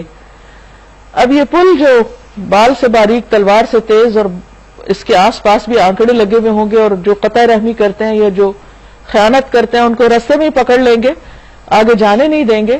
لیکن اس کے برعکس جو لوگ اللہ سے ڈرنے والے ہیں ان کے بارے میں آتا ہے کہ کچھ لوگ بجلی کی تیزی سے گزر جائیں گے، کچھ ہوا کی تیزی سے، کچھ لوگ اونٹوں کی دوڑ کے اعتبار سے، کچھ لوگ خود پیدل چلتے ہوئے، کچھ لوگ رینگتے ہوئے. کوئی ایک ایک سواری پہ ایک ایک ہوگا، کوئی 2 ہوں گے، کوئی 10 ہوں گے. جیسے جس کے اعمال ہوں گے اللہ تعالیٰ اس کے مطابق اس کو وہاں سے پار کرائے گا. اور وہ ایک آخری مرحلہ ہوگا انسان کے امتحان کا، آزمائش کا. نبی صلی اللہ علیہ وسلم نے فرمایا قیامت کے دن لوگوں کو پل صراط پر سوار کیا جائے گا، یعنی ہر ایک کو برج کراس کرنا ہوگا. وہ اس کے دونوں کناروں سے اس طرح جہنم میں گریں گے جیسے شمع کے پروانے گرتے ہیں، لیکن اللہ تعالیٰ جسے چاہے گا اپنی رحمت سے نجات دے دے گا. تو وہاں اللہ کی رحمت ہی کام آئے گی جس پر وہ چاہے کرے. کسی نے نبی صلی اللہ علیہ وسلم سے پوچھا تھا کہ آپ اس دن کہاں ہوں گے، ہم آپ کو کہاں ملیں گے، کہاں ڈھونڈیں گے؟ تو آپ نے فرمایا کہ مجھے پل صراط کے پاس دیکھنا، وہاں نہ ملوں تو میزان کے پاس دیکھنا، وہاں نہ ہو تو حوض کوثر پہ دیکھنا. یعنی آپ صلی اللہ علیہ وسلم ان 3 جگہوں پر اپنی امت کے احوال کو دیکھ رہے ہوں گے کہ کوئی ادھر پریشان ہے، کوئی ادھر پیاسا ہے، کوئی ادھر کسی مشکل میں ہے. اس سے اندازہ لگائیے کہ نبی صلی اللہ علیہ وسلم کے دل میں اپنی امت کی کتنی خیر خواہی تھی، کتنی محبت تھی، کیا احساس تھا کہ وہ اس دن، حالانکہ وہ تو اللہ کے چنے ہوئے بندے ہیں، انہیں تو اللہ تعالیٰ سب سے پہلے سب لوگوں کو وہاں کھڑا کرے اور ان کو سب سے پہلے جنت میں پہنچا دے، لیکن وہ پہلے اپنی امت کو دیکھیں گے اور پھر وہاں جائیں گے. تو اس سے نبی صلی اللہ علیہ وسلم کی محبت اور قدردانی ہمارے دل میں اور زیادہ بڑھ جاتی ہے. بہرحال یہ ایک مشکل ترین مقام ہوگا اور ہر ایک کا راستہ وہی ہے.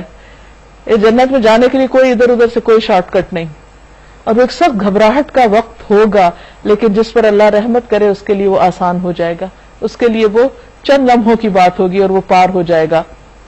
وَإِذَا تُتْلَى عَلَيْهِمْ آيَاتُنَا بَيِّنَاتٍ، ان لوگوں کو جب ہماری کھلی کھلی آیات سنائی جاتی ہیں تو انکار کرنے والے ایمان لانے والوں سے کہتے ہیں بتاؤ ہم دونوں گروہوں میں سے کون بہتر حالت میں ہے اور کس کی مجلسیں زیادہ شاندار ہیں.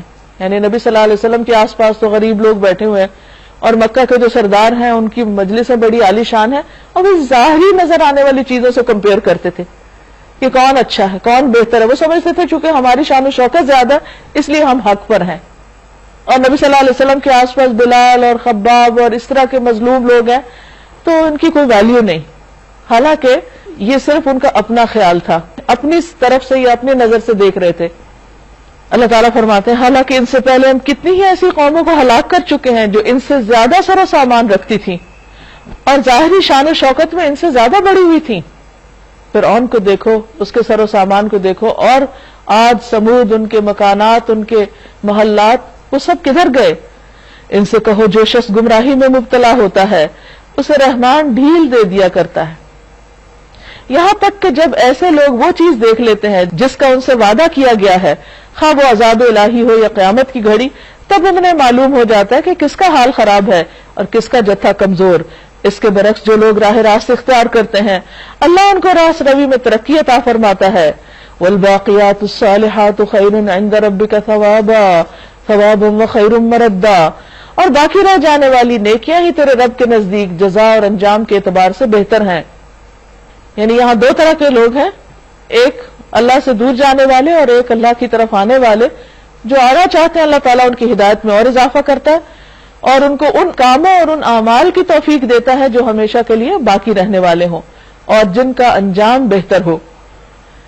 پھر تو نے دیکھا اس شخص کو جو ہماری آیات کو ماننے سے انکار کرتا ہے، ہمارے احکامات کو نہیں مانتا اور کہتا ہے میں تو مال اور اولاد سے نوازا ہی جاتا رہوں گا. یعنی مجھے کیا ضرورت ہے کہ میں اللہ کی عبادت کروں، میرے پاس پہلے ہی بہت کچھ ہے اور میں یہ سب ختم نہیں ہونے والا، میں ہمیشہ اسی حال میں رہوں گا. کیا اسے غیب کا پتہ چل گیا ہے؟ یعنی اس نے اپنی قسمت اپنے ہاتھ سے خود لکھ رکھی ہے یا اس نے رحمان سے کوئی وعدہ لے رکھا ہے؟ ہرگز نہیں. جو کچھ یہ کہتا ہے اسے ہم لکھ لیں گے اور اس کے لیے سزا میں اور زیادہ اضافہ کریں گے. جس سر و سامان اور لاؤ لشکر کا یہ ذکر کر رہا ہے وہ سب ہمارے پاس رہ جائے گا اور یہ اکیلا ہمارے سامنے حاضر ہوگا. یعنی دنیا کا مال تو دنیا میں ہی رہ جائے گا، قبر میں تو کوئی ساتھ لے کے نہیں جاتا اور حشر میں تو بالکل اکیلے اکیلے خالی ہاتھ ہی سب اٹھیں گے. ان لوگوں نے اللہ کو چھوڑ کر اپنے کچھ خدا بنا رکھے ہیں تاکہ وہ ان کے مددگار ہوں. کوئی مددگار نہ ہوگا، وہ سب ان کی عبادت کا انکار کریں گے اور الٹے ان کے مخالف بن جائیں گے. یعنی انہوں نے دنیا میں ایسے لوگوں کے ساتھ تعلقات قائم کر رکھے ہیں جن کے بارے میں یہ سمجھتے ہیں کہ وہ ان کی عزت کا سبب ہوں گے، لیکن کوئی ان کی عزت کا سبب نہیں ہوگا. وہاں تو عزت والے وہی ہوں گے جن کے اندر تقویٰ ہوگا. کیا تم دیکھتے نہیں کہ ہم نے ان منکرین حق پر شیاطین چھوڑ رکھے ہیں جو انہیں خوب خوب حق کی مخالفت پر اکسا رہے ہیں. اچھا تو اب ان پر نزول عذاب کے لیے بےتاب نہ ہو. ہم ان کے دن گن رہے ہیں کیونکہ اللہ نے مہلت دی ہوئی ہے لوگوں کو غلط کام کرنے کی. وہ جب دن پورے ہوں گے تو ہی پکڑ ہوگی. عام طور پر یہ خیال پایا جاتا ہے کہ بہت سے لوگ دنیا میں بڑے بڑے جرم کرتے ہیں، بڑے بڑے غلط کام کرتے ہیں، ان کی پکڑ کیوں نہیں ہوتی؟ ان کے اوپر کوئی عذاب کیوں نہیں آتا؟ تو اس کی کیا وجہ ہے؟ اس کی وجہ یہ کہ اللہ تعالیٰ نے ہر ایک کو کام کی آزادی دے رکھی ہے. کوئی اچھا کرے یا برا کرے اس کا ایک وقت مقرر ہے اور وہ وقت گزرتا ہے تو پکڑ ہوتی ہے اور انسان اس مہلت میں بھول جاتا ہے. وہ سمجھتا ہے میں ٹھیک کر رہا ہوں، لیکن جب پکڑ ہوتی ہے تو پھر پلٹنے کا ٹائم نہیں ہوتا. پھر فرمایا وہ دن آنے والا ہے یوم نحشر المتقین الی الرحمن وفدا، جب متقی لوگوں کو ہم مہمانوں کی طرح رحمان کے حضور پیش کریں گے. زبردست ڈیلیگیشنز جو اللہ تعالیٰ سے ملاقات کے لیے جائیں گے. جب دنیا کے کسی بادشاہ، کسی پریزیڈنٹ، کسی بڑے انسان سے ملاقات کے لیے لوگوں کو لے جایا جاتا ہے تو اس کو اپنے لیے بڑا آنر کا ذریعہ سمجھتے ہیں، بڑی عزت کی بات سمجھتے ہیں. لیکن ان کی عزت کا کیا عالم جو رب العالمین کے سامنے لے جائے جائیں گے اور وہ اس کی نظر کرم کا لطف اٹھائیں گے. اس سے بڑی عزت کا مقام کوئی ہے ہی نہیں. اور دوسری طرف مجرموں کا حال کیا ہوگا؟ اور مجرموں کو پیاسے جانوروں کی طرح جہنم کی طرف ہانک لے جائیں گے. اب یہ دو انجام ہے لوگوں کے. اس وقت لوگ کوئی سفارش لانے پہ قادر نہ ہوں گے. بجز اس کے جس نے رحمان کی حضور سے پروانہ حاصل کر لیا ہو، یعنی اس کو اجازت مل گئی ہو. وقالوا اتخذ الرحمن ولدا، یہ کہتے ہیں رحمان نے کسی کو بیٹا بنا لیا. سخت بےہودہ بات ہے جو تم لوگ گھڑ لائے ہو، اپنے پاس سے ہی باتیں کر رہے ہو. قریب ہے کہ آسمان پھٹ پڑے، زمین شق ہو جائے، پہاڑ گر جائیں، اس بات پر کہ لوگوں نے رحمان کے لیے اولاد ہونے کا دعویٰ کیا. رحمان کی یہ شان نہیں کہ وہ کسی کو بیٹا بنائے.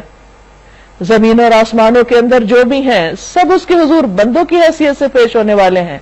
سب پر وہ محیط ہے اور اس نے ان کو شمار کر رکھا ہے.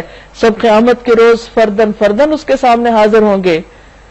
ان الذین آمنوا وعملوا الصالحات سیجعل لهم الرحمن ودا، یقیناً جو لوگ ایمان لے آئے اور نیک کام کر رہے ہیں ان قریب رحمان ان کے لیے دلوں میں محبت پیدا کر دے گا. یعنی عموماً لوگ ڈرتے ہیں نیکی کی طرف آنے سے یا اللہ کی عبادت سے کہ شاید ہم آکورڈ لگیں گے یا دوسروں کی نظروں سے گر جائیں گے.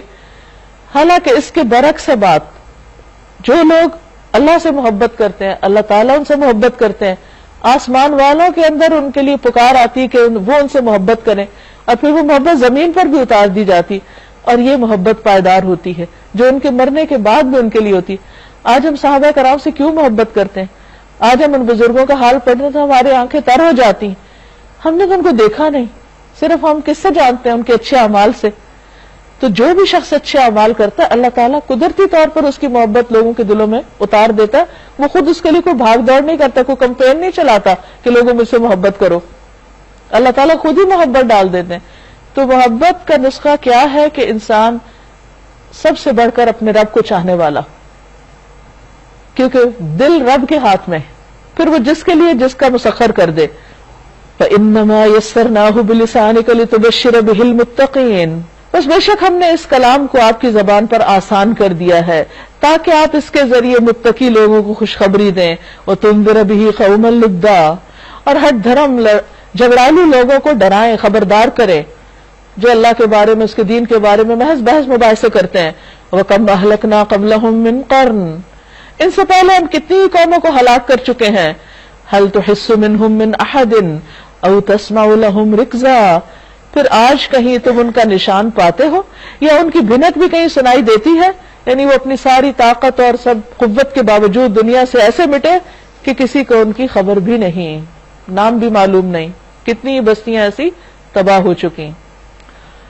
سورۃ طٰہٰ، بسم اللہ الرحمن الرحیم، شروع اللہ کے نام سے جو بے انتہا مہربان نہایت رحم فرمانے والا ہے.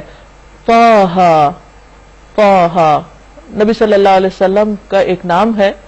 ما انزلنا علیک القرآن لتشقى، ہم نے یہ قرآن آپ پر اس لیے نازل نہیں کیا کہ آپ مشقت میں پڑ جائیں، مشکل میں پڑ جائیں. یعنی یہ ذمہ داری آپ کو اس لیے نہیں سونپی گئی کہ آپ اس پر پریشان ہو جائیں. الا تذکرۃ لمن یخشی، یہ تو کیا دہانی ہے ہر اس شخص کے لیے جو ڈرے. یعنی یہ لوگوں تک پہنچانے کے لیے ہے، ان کے لیے ایک تذکیر ہے. لیکن آپ ان کے پیچھے نہیں پڑیں، اپنے آپ کو مت گھلائیں.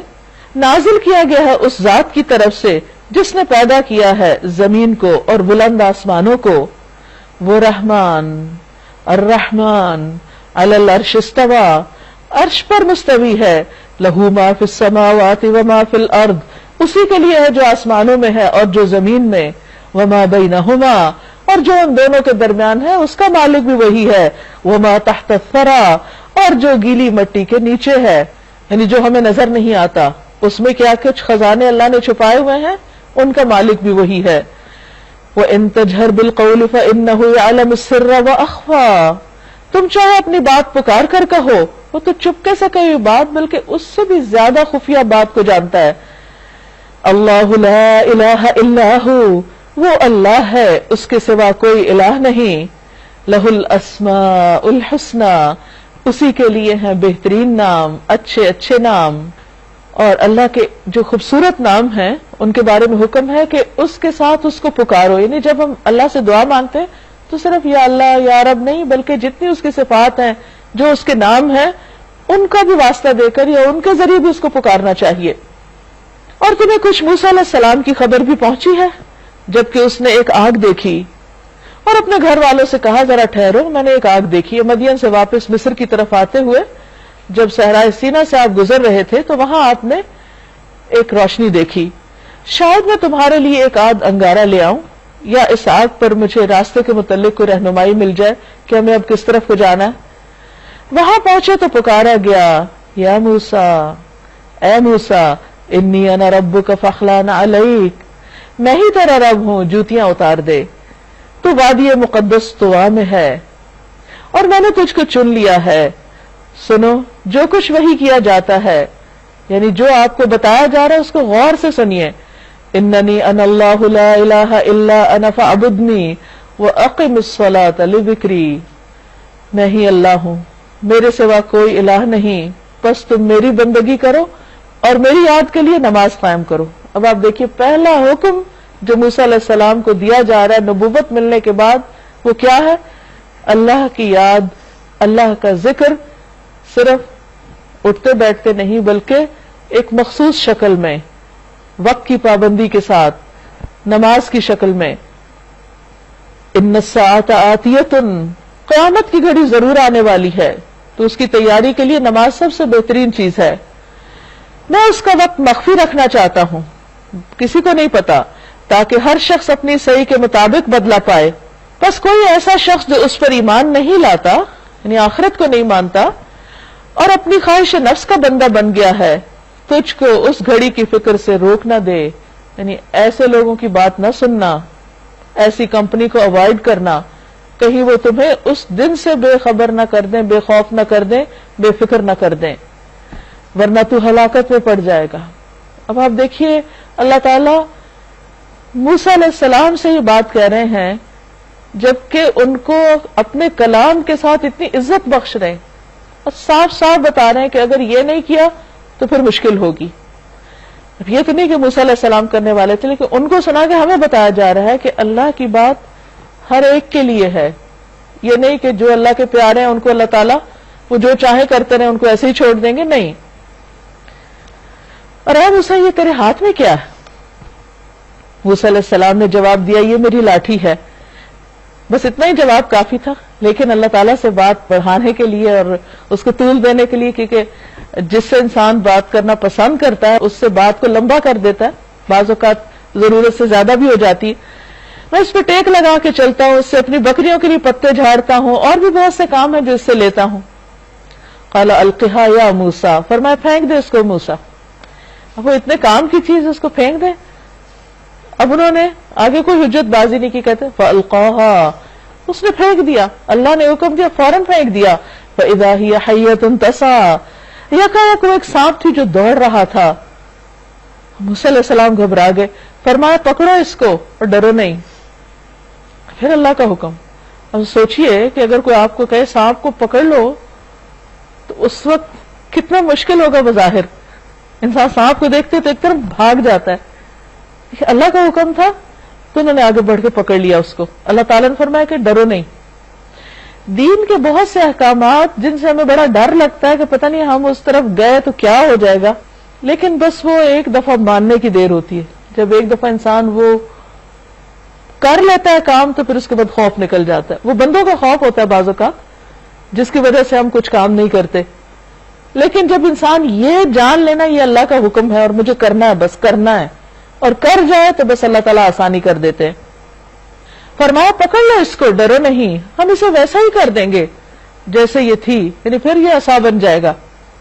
اور ذرا اپنا ہاتھ اپنی بغل میں دباؤ، چمکتا ہوا نکلے گا بغیر کسی تکلیف کے۔ اچھا بعض اوقات عصا سانپ بن جاتا ہے اور بعض اوقات ایک معمولی چیز چمک اٹھتی، یعنی دونوں پہلو ہوتے ہیں۔ تو ایسے میں بھی انسان ایک طرح سے اس کو انکریجمنٹ ہوتی، یعنی جب وہ اللہ کی طرف جاتا ہے تو اس کو بعض اوقات دنیا کے فائدے ہونے لگتے ہیں، لیکن ضروری نہیں کہ ہر وقت فائدے بھی ہوں، بعض اوقات مشکلات بھی ہوتی ہیں۔ اصل چیز ہے اطاعت، بندگی اسی کا نام ہے کہ اللہ کا حکم ہے، فائدہ ہے یا نقصان بس مجھے کرنا ہے۔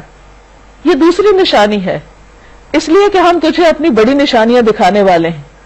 اب تو فرعون کے پاس جا، وہ سرکش ہو گیا ہے۔ قال رب اشرح لي صدري ويسر لي امري واحلل عقدة من لساني يفقهوا قولي۔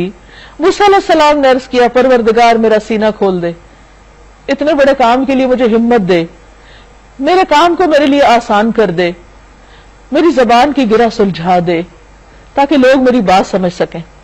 بعض روایات میں آتا ہے کہ ان کی زبان میں کچھ لکنت تھی۔ ہارون علیہ السلام سے 3 سال بڑے تھے، یہ عمر میں بھی چھوٹے تھے، زیادہ فصیح اللسان نہیں تھے، لیکن اللہ سبحانہ وتعالیٰ نے انہی کو اپنے کام کے لیے چنا۔ بعض اوقات ہم سمجھتے نہیں ہمارے اندر کوئی صلاحیت نہیں، قابلیت نہیں، ہم یہ نہیں کر سکیں گے۔ نہیں، ڈرنا نہیں چاہیے۔ جب اللہ تعالیٰ کسی بھی کام یا نیکی کا موقع دے تو انسان اللہ کے بھروسے پر، اپنے اوپر بھروسہ نہیں کرے، لوگوں پہ نہیں کرے، اللہ پہ بھروسہ کر کے اس ذمہ داری کو اٹھائے تو اللہ تعالیٰ مددگار بھی دے دیتا ہے، آسانیاں بھی پیدا کر دیتا ہے۔ اور میرے لیے اپنے کنبے میں سے ایک وزیر مقرر کر دے، مددگار، وزیر کہتے ہیں بوجھ اٹھانے والا۔ ہارون جو میرا بھائی ہے اس کے ذریعے سے میرا ہاتھ مضبوط کر دے اور اس کو میرے کام میں شریک کر دے۔ عام طور پہ ہم کاموں میں شراکت پسند نہیں کرتے، ہم کہ ہمیں آنر ملا، ہمیں ایوارڈ ملا، بس یہ اکیلے ہم ہی کافی۔ وہ کہتے نہیں، اتنا اچھا کام ہے اللہ، اس کو بھی میرا مددگار بنا دے تاکہ ہم خوب تیری پاکی بیان کریں۔ اکیلا آدمی بعض اوقات بھول جاتا ہے بات، لیکن اگر 1 سے 2 بھی ہو تو انسان کو دین پر مضبوطی آ جاتی ہے، کام آسان ہو جاتا ہے۔ یعنی ہم مل کے ذکر کریں اور تیرا خوب چرچا کریں، تو ہمیشہ ہمارے حال پہ نگران رہا ہے، یعنی اس سے پہلے بھی ہم تیرا ذکر کرتے رہیں۔ فرمایا دیا گیا جو تو نے مانگا ہے موسیٰ، ٹھیک ہے تم میرا کام کرو گے، تمہیں کیا چاہیے وہ میں تمہیں دوں گا۔ ہم نے پھر ایک مرتبہ تجھ پر احسان کیا۔ اب اللہ تعالیٰ ان کو پچھلے کچھ احسانات یاد دلاتے ہیں۔ یاد کرو وہ وقت جب کہ ہم نے تیری ماں کو اشارہ کیا، ایسا اشارہ جو وحی کے ذریعے کیا جاتا ہے، اس بچے کو صندوق میں رکھ دے اور صندوق کو دریا میں چھوڑ دے، دریا اسے ساحل پہ پھینک دے گا اور اسے میرا دشمن اور اس بچے کا دشمن اٹھا لے گا۔ دیکھیے اللہ تعالیٰ اپنے کام کس طریقے پر کرتا ہے۔ بظاہر انسان اسباب کو دیکھتا ہے تو بالکل ہی اپوزٹ نظر آتے ہیں، لیکن اللہ تعالیٰ اپنی تدبیروں سے ہر کام، چاہے وہ مشکل رستوں سے ہو، اسے کروا دیتا ہے، اور اس کے لیے کچھ بھی مشکل نہیں، کچھ بھی ناممکن نہیں۔ اب یہ کہا جاتا ہے، یہ بات سب کو معلوم ہے کہ کس طرح بنی اسرائیل کے اوپر ایک بہت بڑی آزمائش تھی کہ فرعون کو یہ ڈر تھا کہ اس قوم میں سے کوئی ایسا نہ پیدا ہو جائے جو میرا تختہ الٹ دے۔ اور بعض کہتے ہیں کہ اس کو کوئی ایسے خواب آئے تھے یا اس کو کوئی ایسی پیشن گوئیاں کی گئی تھی، اللہ عالم جو بھی تھا، لیکن بنی اسرائیل کے لیے وہ ایک بہت سخت آزمائش تھا، ان کے بیٹوں کو ذبح کر دیتا۔ اب یہ سوال پیدا ہوتا ہے کہ ہارون علیہ السلام کیسے بچ گئے؟ کہا جاتا ہے کہ وہ 1 سال جو بچے پیدا ہوتے ان کو چھوڑ دیتا اور دوسرے سال جو پیدا ہوتے ان کو ذبح کرتا تھا۔ موسیٰ علیہ السلام اتفاق سے اس سال پیدا ہوئے جب ذبح کا حکم جاری تھا، تو اس پر اللہ سبحانہ وتعالیٰ نے ان کی زندگی کا کیسے انتظام فرمایا کہ ان کی ماں کے دل میں ڈالا کہ تم اس بچے کو اپنے سے الگ کر دو۔ اب یہ ماں کا بھی بہت بڑا امتحان تھا۔ میں نے اپنی طرف سے تجھ پر محبت طاری کر دی، یعنی اللہ تعالیٰ جب کوئی کام کرانا چاہتا ہے تو اس کوئی مشکل نہیں، وہ کچھ بھی کر سکتا ہے، اور ایسا انتظام کیا کہ تم میری نگرانی میں پالا جائے، اور جس کی نگرانی یا جس کا ذمہ اللہ لے لے اسے کون نقصان دے سکتا ہے۔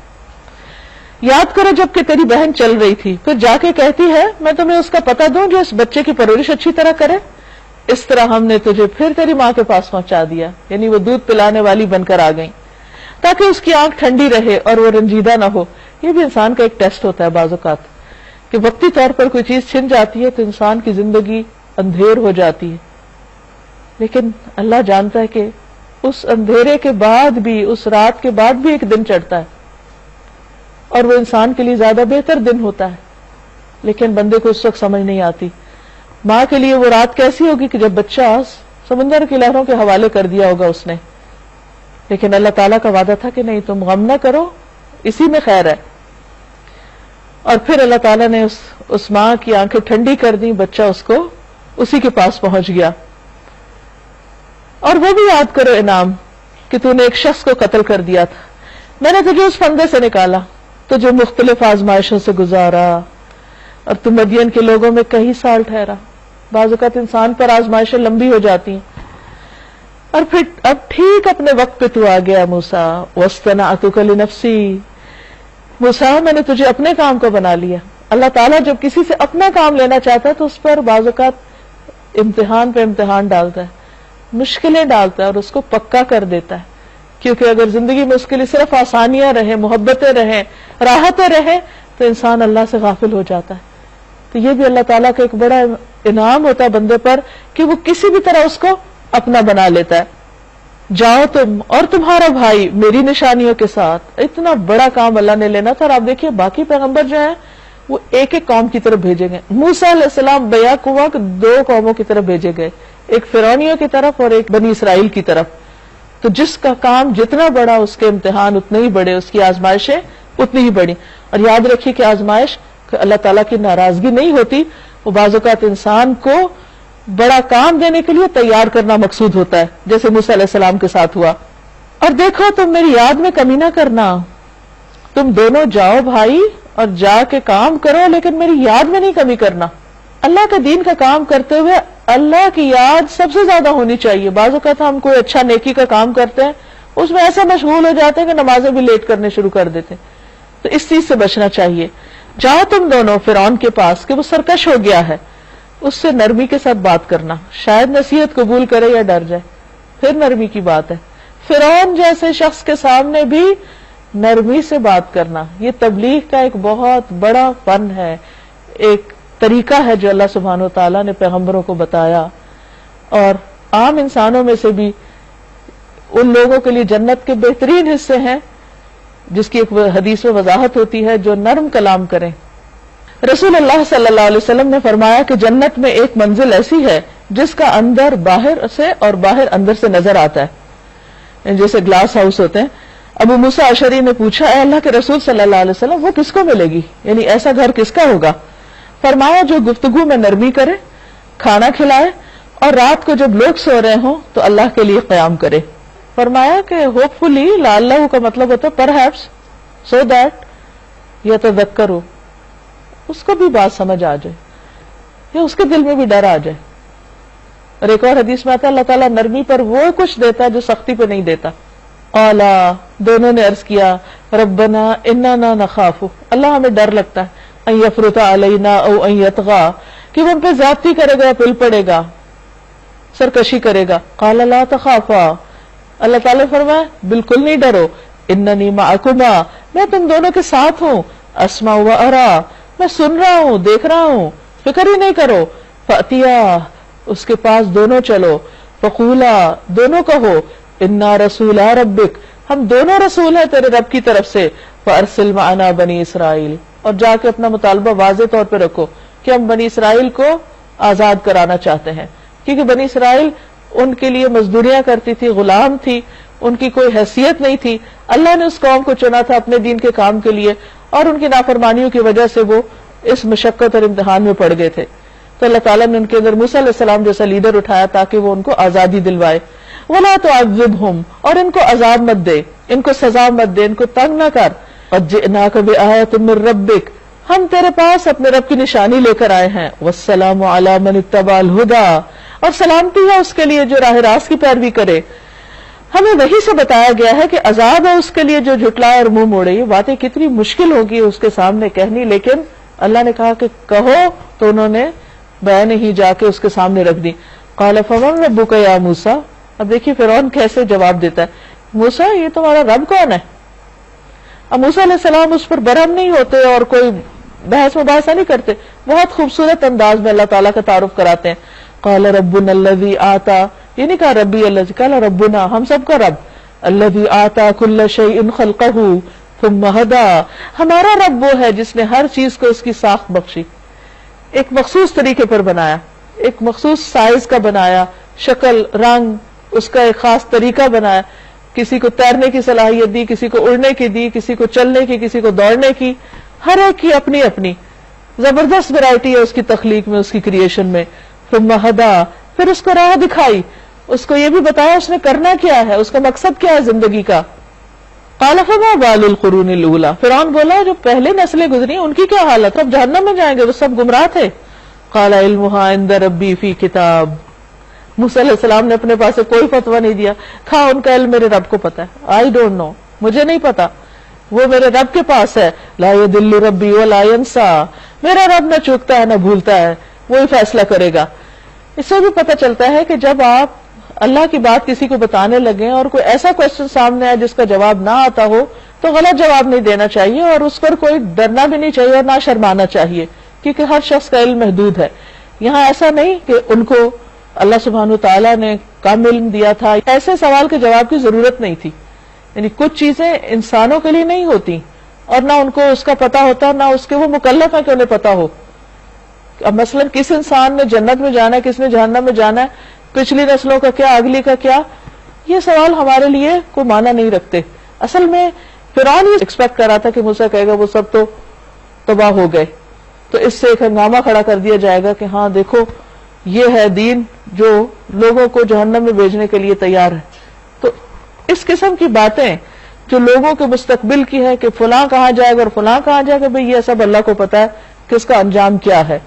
الذی جعل لکم الارض مہدا وسلک لکم فیہا سبلا وانزل من السماء ماء فاخرجنا به ازواجا من نبات شتى، وہی جس نے تمہارے لیے زمین کو فرش بچھایا اور اس میں تمہارے چلنے کو راستے بنائے اور اوپر سے پانی برسایا، پھر اس کے ذریعے مختلف قسم کی پیداوار نکالی، کھاؤ اور اپنے جانوروں کو بھی چراؤ، یقیناً اس میں بہت سی نشانیاں ہیں عقل رکھنے والوں کے لیے.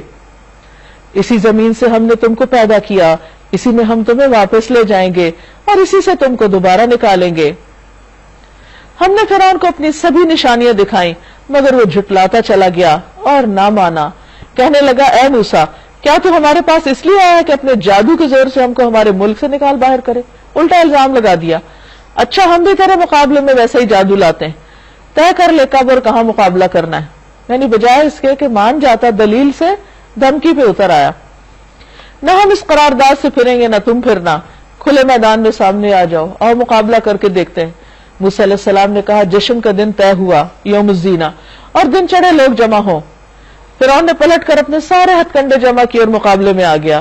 موسیٰ علیہ السلام نے اس وقت کہا شامت کے مارے جھوٹی تہمتیں نہ باندھو اللہ پر، یعنی اللہ کی بات کو اور اللہ کے بھیجے ہوئے دیے ہوئے معجزات کو تم جادو کہہ رہے ہو، یہ مت کہو ورنہ وہ ایک سخت عذاب سے تمہارا ستیہ ناش کر دے گا. جھوٹ جس نے بھی گھڑا وہ نامراد ہوا. یہ سن کر ان کے درمیان اختلاف رائے ہو گیا اور چپ کے باہم مشورے کرنے لگے. آخرکار کچھ لوگوں نے کہا یہ دونوں تمہارے جادوگر ہیں، ان کا مقصد یہ کہ اپنے جادو کے زور سے تم کو تمہاری زمین سے بے دخل کر دیں اور تمہارے مثالی طریقہ زندگی کا خاتمہ کر دیں. یہ تمہارے کلچر کے دشمن ہیں اور تمہاری روایتوں کے، اور یہ چاہتے ہیں کہ بس یہ اپنے ہی طریقے تم پر نافذ کر دیں. اپنی ساری تدبیریں آج اکٹھی کر لو اور ایکا کر کے میدان میں آ جاؤ. بس یہ سمجھ لو کہ آج جو غالب رہا وہی جیت گیا، یعنی بس ہر قیمت پہ موسیٰ کو ہرا کے چھوڑنا ہے. جادوگر بولے موسیٰ تم پھینکتے ہو یا پہلے ہم پھینکیں؟ موسیٰ علیہ السلام نے کہا نہیں تم ہی پھینکو. یکایک ان کی رسیاں اور ان کی لاٹھیاں ان کے جادو کے زور سے موسیٰ علیہ السلام کو دوڑتی ہی محسوس ہونے لگی اور موسیٰ اپنے دل میں ڈر گئے علیہ السلام. ہم نے کہا مت ڈرو، تم ہی غالب رہو گے، پھینکو جو تمہارے ہاتھ میں ہے. ابھی ان کی ساری بناوٹی چیزوں کو نگلے جاتا ہے. جو کچھ بنا کے لائے یہ جادوگر کا فریب ہے اور جادوگر کبھی کامیاب نہیں ہو سکتا، ہاں کسی شان سے وہ آئے. اگر جادو میں کامیابی ہوتی تو دنیا کے بہت سے لوگ جادو کے بل پہ اپنے سارے کام کروا لیتے.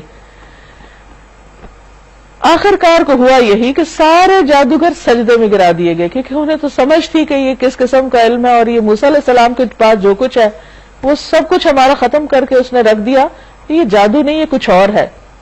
اس لیے وہ جھک گئے اور پکار اٹھے آمنا برب ہارون و موسیٰ، ہم ہارون اور موسیٰ کے رب پر ایمان لے آئے علیہ السلام.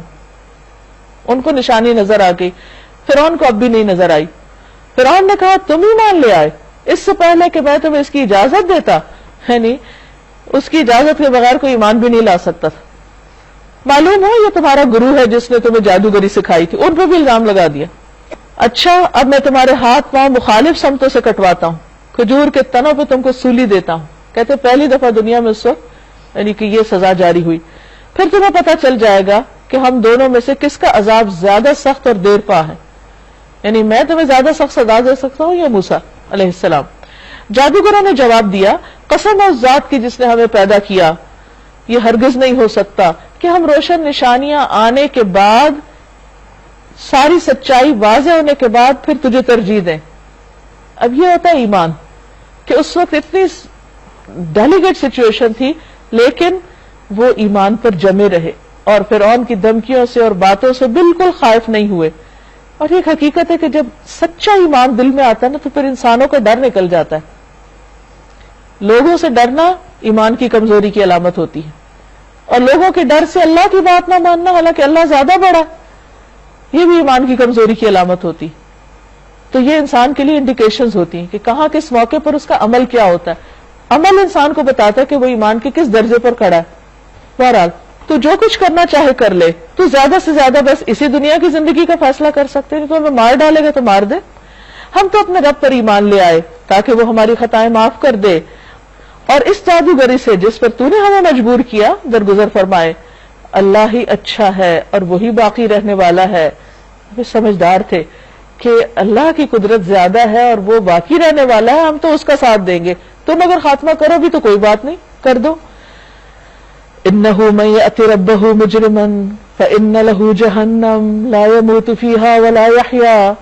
حقیقت یہ ہے کہ جو مجرم بن کر اپنے رب کے حضور حاضر ہوگا اس کے لیے جہنم ہے. تو اس سزا کو ہم نہیں برداشت کر سکیں گے جس میں وہ نہ جیے گا نہ مرے گا. تو انہیں یہ بات سمجھ آ گئی کہ اب واپسی کا کوئی راستہ نہیں، کیونکہ سزا بڑی سخت ہے. حق سامنے آ جائے اور پھر اس کا انکار کر دے انسان. اور جو اس کے حضور مومن کی حیثیت سے حاضر ہوگا جس نے نیک عمل کیے ہوں گے، ایسے سب لوگوں کے لیے بلند درجے ہیں. دنیا میں اگر کوئی نقصان ہو بھی گیا تو کوئی بات نہیں، ہمیشہ ہمیشہ کے درجات. سدا بہار باغات جن کے نیچے نہریں بہ رہی ہوں گی ان میں وہ ہمیشہ رہیں گے. یہ جزا ہے اس کی جو پاکیزگی اختیار کرے اپنی سوچ میں، اپنی گفتگو میں، اپنے رویے میں، معاملے میں، اپنے ہر طرح کی زندگی میں، اپنی ذاتی زندگی میں، اخلاقی زندگی میں، ہر جگہ پاکیزگی کے رویے پر چلے.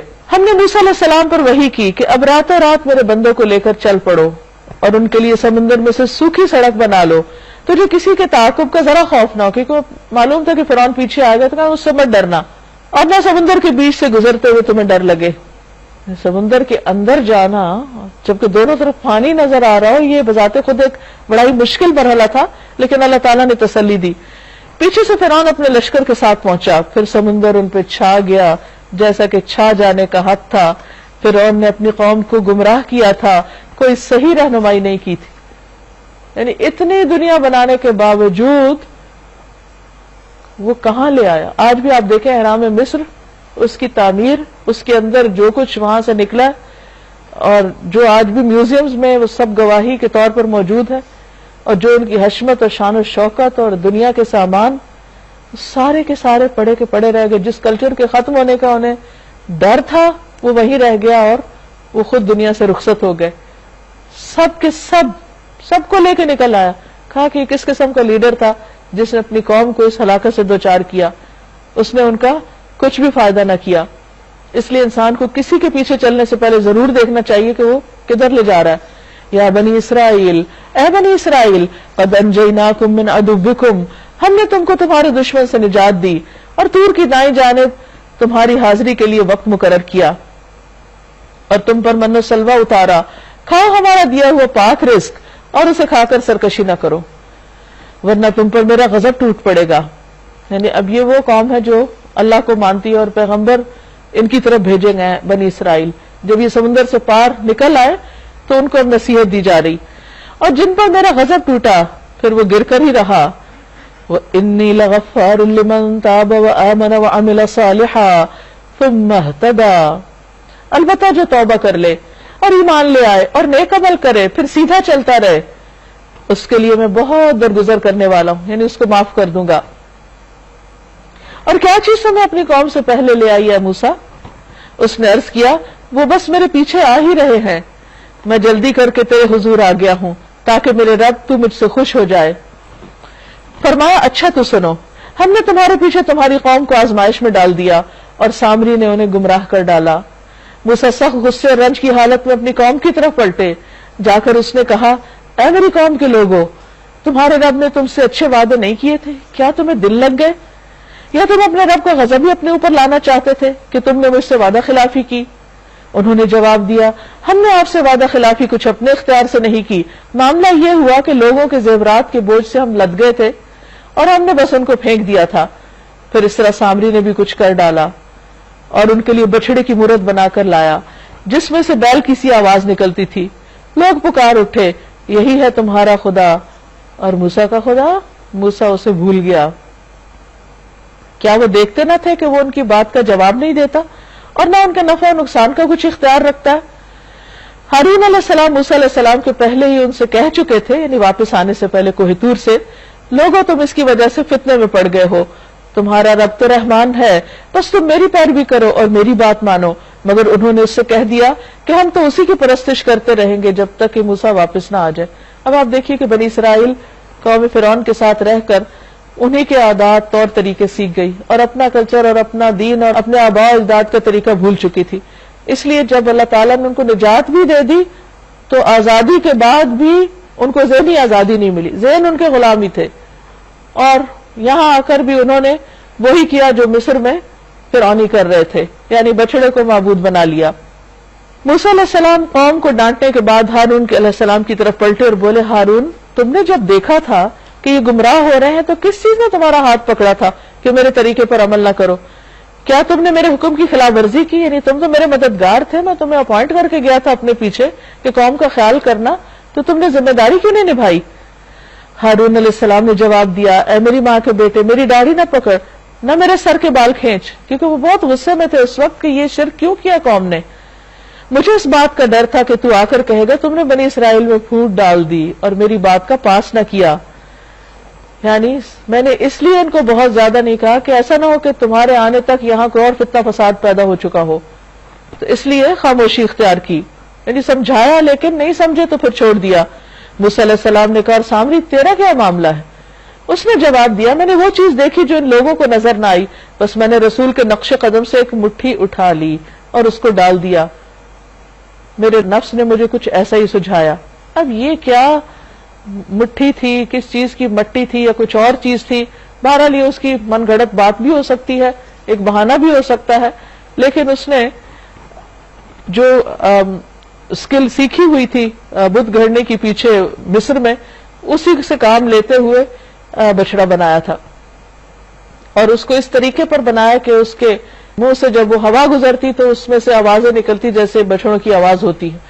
تو انسانوں کی عادت ہوتی ہے کہ جو بھی کوئی غیر معمولی چیزیں ہوتی ہیں ان کو دیکھ کے بڑے متاثر ہو جاتے ہیں اور ان یوزول قسم کی چیزیں لوگوں کو اپنی طرف کھینچ لیتی ہیں۔ تو اس پر سامری نے ساری قوم کو اپنے پیچھے لگا لیا۔ موسیٰ علیہ السلام نے کہا، اچھا تو جا، اب زندگی بھر تجھے یہی پکارتے رہنا کہ مجھے نہ چھونا، مجھے نہ چھونا، لا مساس لا مساس، اب جب تک تم زندہ رہو گے تمہیں یہ بیماری رہے گی کہ تم کسی کو اپنے پاس نہیں آنے دو گے۔ یہ ایک طرح سے سامری کی سزا تھی۔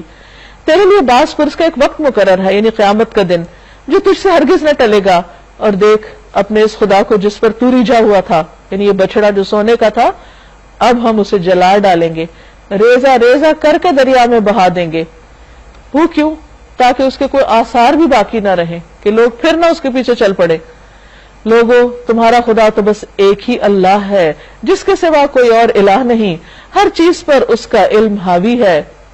اے محمد صلی اللہ علیہ وسلم، اس طرح ہم پچھلے گزرے ہوئے حالات کی خبریں آپ کو سناتے ہیں، اور ہم نے خاص اپنے ہاتھ سے آپ کو ایک ذکر عطا کیا ہے، یہ درس نصیحت عطا کیا ہے، یعنی قرآن۔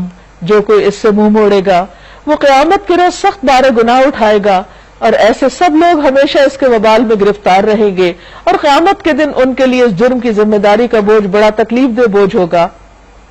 تو یہاں اب خطاب نبی صلی اللہ علیہ وسلم سے ہے، اور صاف الفاظ میں بتایا جا رہا ہے کہ جس نے اس کتاب سے منہ موڑا اس کا انجام اچھا نہ ہوگا اس دن جب کہ سور پھونکا جائے گا، اور ہم مجرموں کو اس حال میں گھیر لائیں گے کہ ان کی آنکھیں دہشت کے مارے پتھرائی ہوئی ہوں گی، خوف کے مارے آپس میں چپ کے کہیں گے کہ دنیا میں مشکل ہی سے تم نے کوئی 10 دن گزارے ہوں گے۔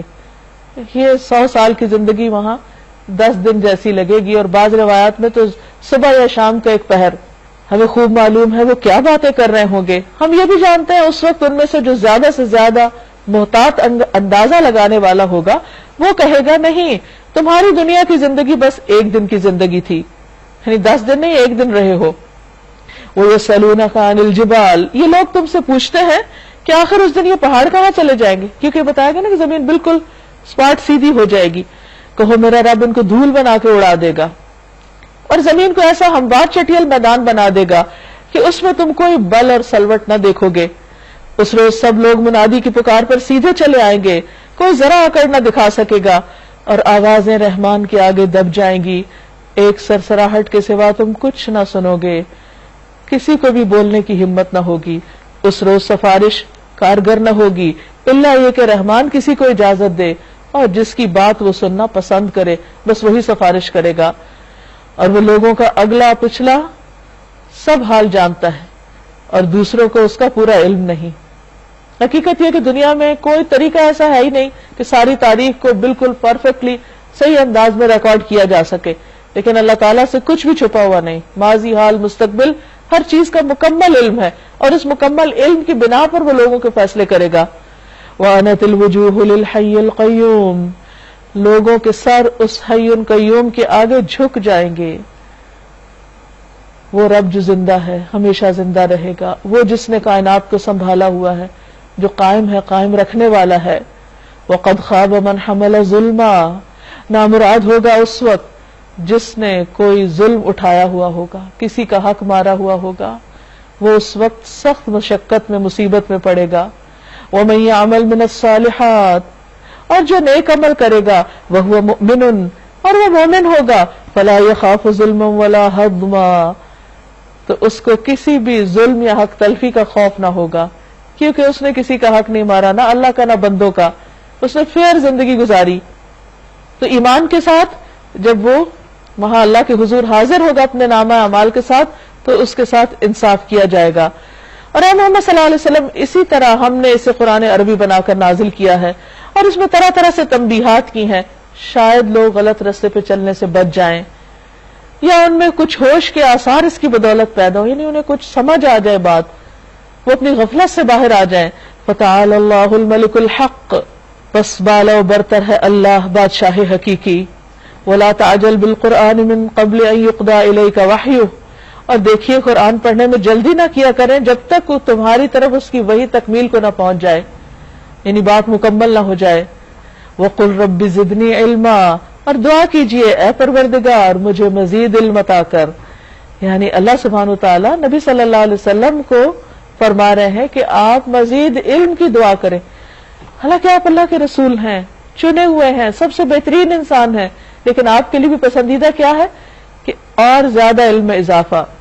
تو یہاں ایک بات یہ بھی سمجھنی چاہیے کہ جو چیز اللہ تعالیٰ نے اپنے حبیب محمد صلی اللہ علیہ وسلم کے لیے پسند کی وہ سب سے بہترین ہوگی، کیونکہ آپ اللہ کے محبوب تھے، تو اپنے محبوب کے لیے کوئی بہترین چیز ہی پسند کرتا ہے، تو ان کو اگر یہ دعا سکھائے گی تو ہم سب کو بھی اپنے لیے پڑھنی چاہیے، اپنے بچوں کو بھی سکھانی چاہیے کہ وہ اگر کمپیٹ کرے تو علم میں آگے بڑھے، تو علم میں، کیونکہ نالج از پاور، علم جو ہے وہ انسان کے لیے دنیا میں بھی عزت کا ذریعہ ہے اور آخرت میں بھی، اگر وہ صحیح بنیادوں پر درست علم ہو اور اس کے مطابق انسان کی زندگی بھی صحیح ڈائریکشن پر ہو۔ ہم نے اس سے پہلے آدم علیہ السلام کو ایک حکم دیا تھا مگر وہ بھول گئے اور ہم نے اس میں عزم نہ پایا، یعنی ارادے میں پختگی نہ پائی۔ یاد کرو وہ وقت جب کہ ہم نے فرشتوں سے کہا تھا کہ آدم کو سجدہ کرو، سب سجدے میں گر گئے مگر ایک ابلیس تھا کہ انکار کر بیٹھا۔ اب آپ دیکھیے کہ ابلیس کا قصور کیا تھا کہ اس نے آدم کو سجدہ نہیں کیا تھا، تو جو لوگ اللہ کے آگے سجدہ نہ کریں پھر وہ کتنا بڑے جرم کا ارتکاب کرتے ہیں۔ اس پر ہم نے آدم سے کہا دیکھو یہ تمہارا اور تمہاری بیوی کا دشمن ہے، ایسا نہ ہو کہ یہ تمہیں جنت سے نکلوا دے اور تم مصیبت میں پڑ جاؤ۔ حالانکہ آدم علیہ السلام اللہ کو مانتے تھے، سب اچھے کام کرتے تھے، یہ فرمایا لیکن اگر اس کی بات مانی تو یہ تمہارے لیے آخری انجام کو خراب نہ کر دے۔ یہاں تو تمہیں یہ آسائشیں حاصل ہیں کہ نہ بھوکے ننگے رہتے ہو، نہ پیاس اور دھوپ کی تپش بھی تمہیں نہیں ستاتی، لیکن شیطان نے ان کو پھسلا دیا، کہنے لگا آدم بتاؤں تمہیں وہ درخت جس سے ابدی زندگی اور لازوال سلطنت حاصل ہوتی ہے؟ یعنی ایسے خوبصورت الفاظ میں اس نے جھوٹ بولا کہ وہ اس پر اعتبار کر گئے، آخرکار دونوں میاں بیوی اس درخت کا پھل کھا گئے۔ یہاں یہ یاد رکھیے کہ قرآن آدم اور حوا دونوں کو برابر کے ذمہ دار ٹھہراتا ہے، جبکہ بعض لوگوں کے خیال میں حضرت حوا نے شاید آدم کو پھسلایا تھا، قرآن اس کی تردید کرتا ہے۔ نتیجہ یہ ہوا کہ فوراً ہی ان کے سطر ایک دوسرے کے آگے کھل گئے، بے لباس ہو گئے اور لگے دونوں اپنے آپ کو جنت کے پتوں سے ڈھانکنے، کیونکہ فطرت میں حیا ہے انسان کی، یعنی شرم و حیا کا مادہ جو ہے یہ بعد میں ایکوائر نہیں کیا گیا بلکہ اللہ نے دل میں ڈالا ہے، اسی لیے جب جنت کا لباس اترا تو پتوں سے خود کو چھپانے لگے آدم نے اپنے رب کی نافرمانی کی اور سیدھی راہ سے دور ہو گئے. پھر اس کے رب نے اس کو چن لیا، اس کی توبہ قبول کر لی، اس کو ہدایت بخشی. یہ سب ہمارے لیے ایک بہترین مثال ہے کہ اگر کہیں بھی بھول جائے انسان اور شیطان کے پھسلن کی وجہ سے کہیں پھسل جائے تو پھسلا نہ رہے، بھٹکا نہ رہے، واپس پلٹے. اللہ تعالیٰ توبہ قبول کرنے والا ہے.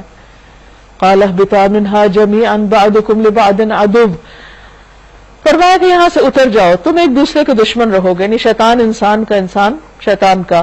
اب اگر میری طرف سے تمہیں کوئی ہدایت پہنچے، فَإِمَّا يَأْتِيَنَّكُم مِّنِّي هُدًى، میری طرف سے اگر تمہارے پاس ہدایت آئے، رہنمائی آئے، پیغمبر کی شکل میں یا کتاب کی شکل میں، فَمَن تَبِعَ هُدَايَا، تو جو میری ہدایت کی پیروی کرے، فَلَا يَضِلُّ وَلَا يَشْقَى، تو نہ وہ بھٹکے گا نہ وہ بدبخت ہوگا.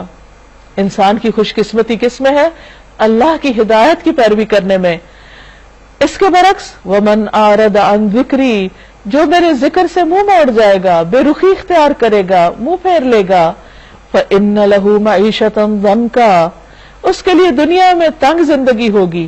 تنگی سے مراد مال و دولت کی کمی نہیں ہے، بہت کچھ ہونے کے باوجود اس کا سینہ تنگ ہوگا، اس کی زندگی پریشان کن ہوگی. وَنَحْشُرُهُ يَوْمَ الْقِيَامَةِ أَعْمَى، قیامت کے روز ہم اسے اندھا اٹھائیں گے کیونکہ دنیا میں اندھا بنا رہا. قال رب لما حشرتنی اعمی، انسان بولے گا، انسان عرض کرے گا یا رب مجھے اندھا کیوں اٹھایا گیا، میں دیکھ کیوں نہیں پا رہا. وقد كنت بصیرا، میں تو آنکھوں والا تھا، میں تو دیکھتا تھا. قال كذلك اتتك آیاتنا فنسیتها، اللہ تعالیٰ فرمائے گا ہاں اسی طرح تو ہماری آیات کو جبکہ وہ تیرے پاس آئی تھی تو نے بھلا دیا تھا. یعنی تو نے میری کتاب کو بھلائے رکھا، میری کتاب کو اگنور کیا، اس کو پیٹ پیچھے ڈال دیا. وَكَذَلِكَ الْيَوْمَ تُنْسَى، تو آج تم بھی بھلائے جاتے ہو. یعنی جیسا تم نے میرے ساتھ، میری کتاب کے ساتھ سلوک کیا ویسا اب تمہارے ساتھ ہوگا.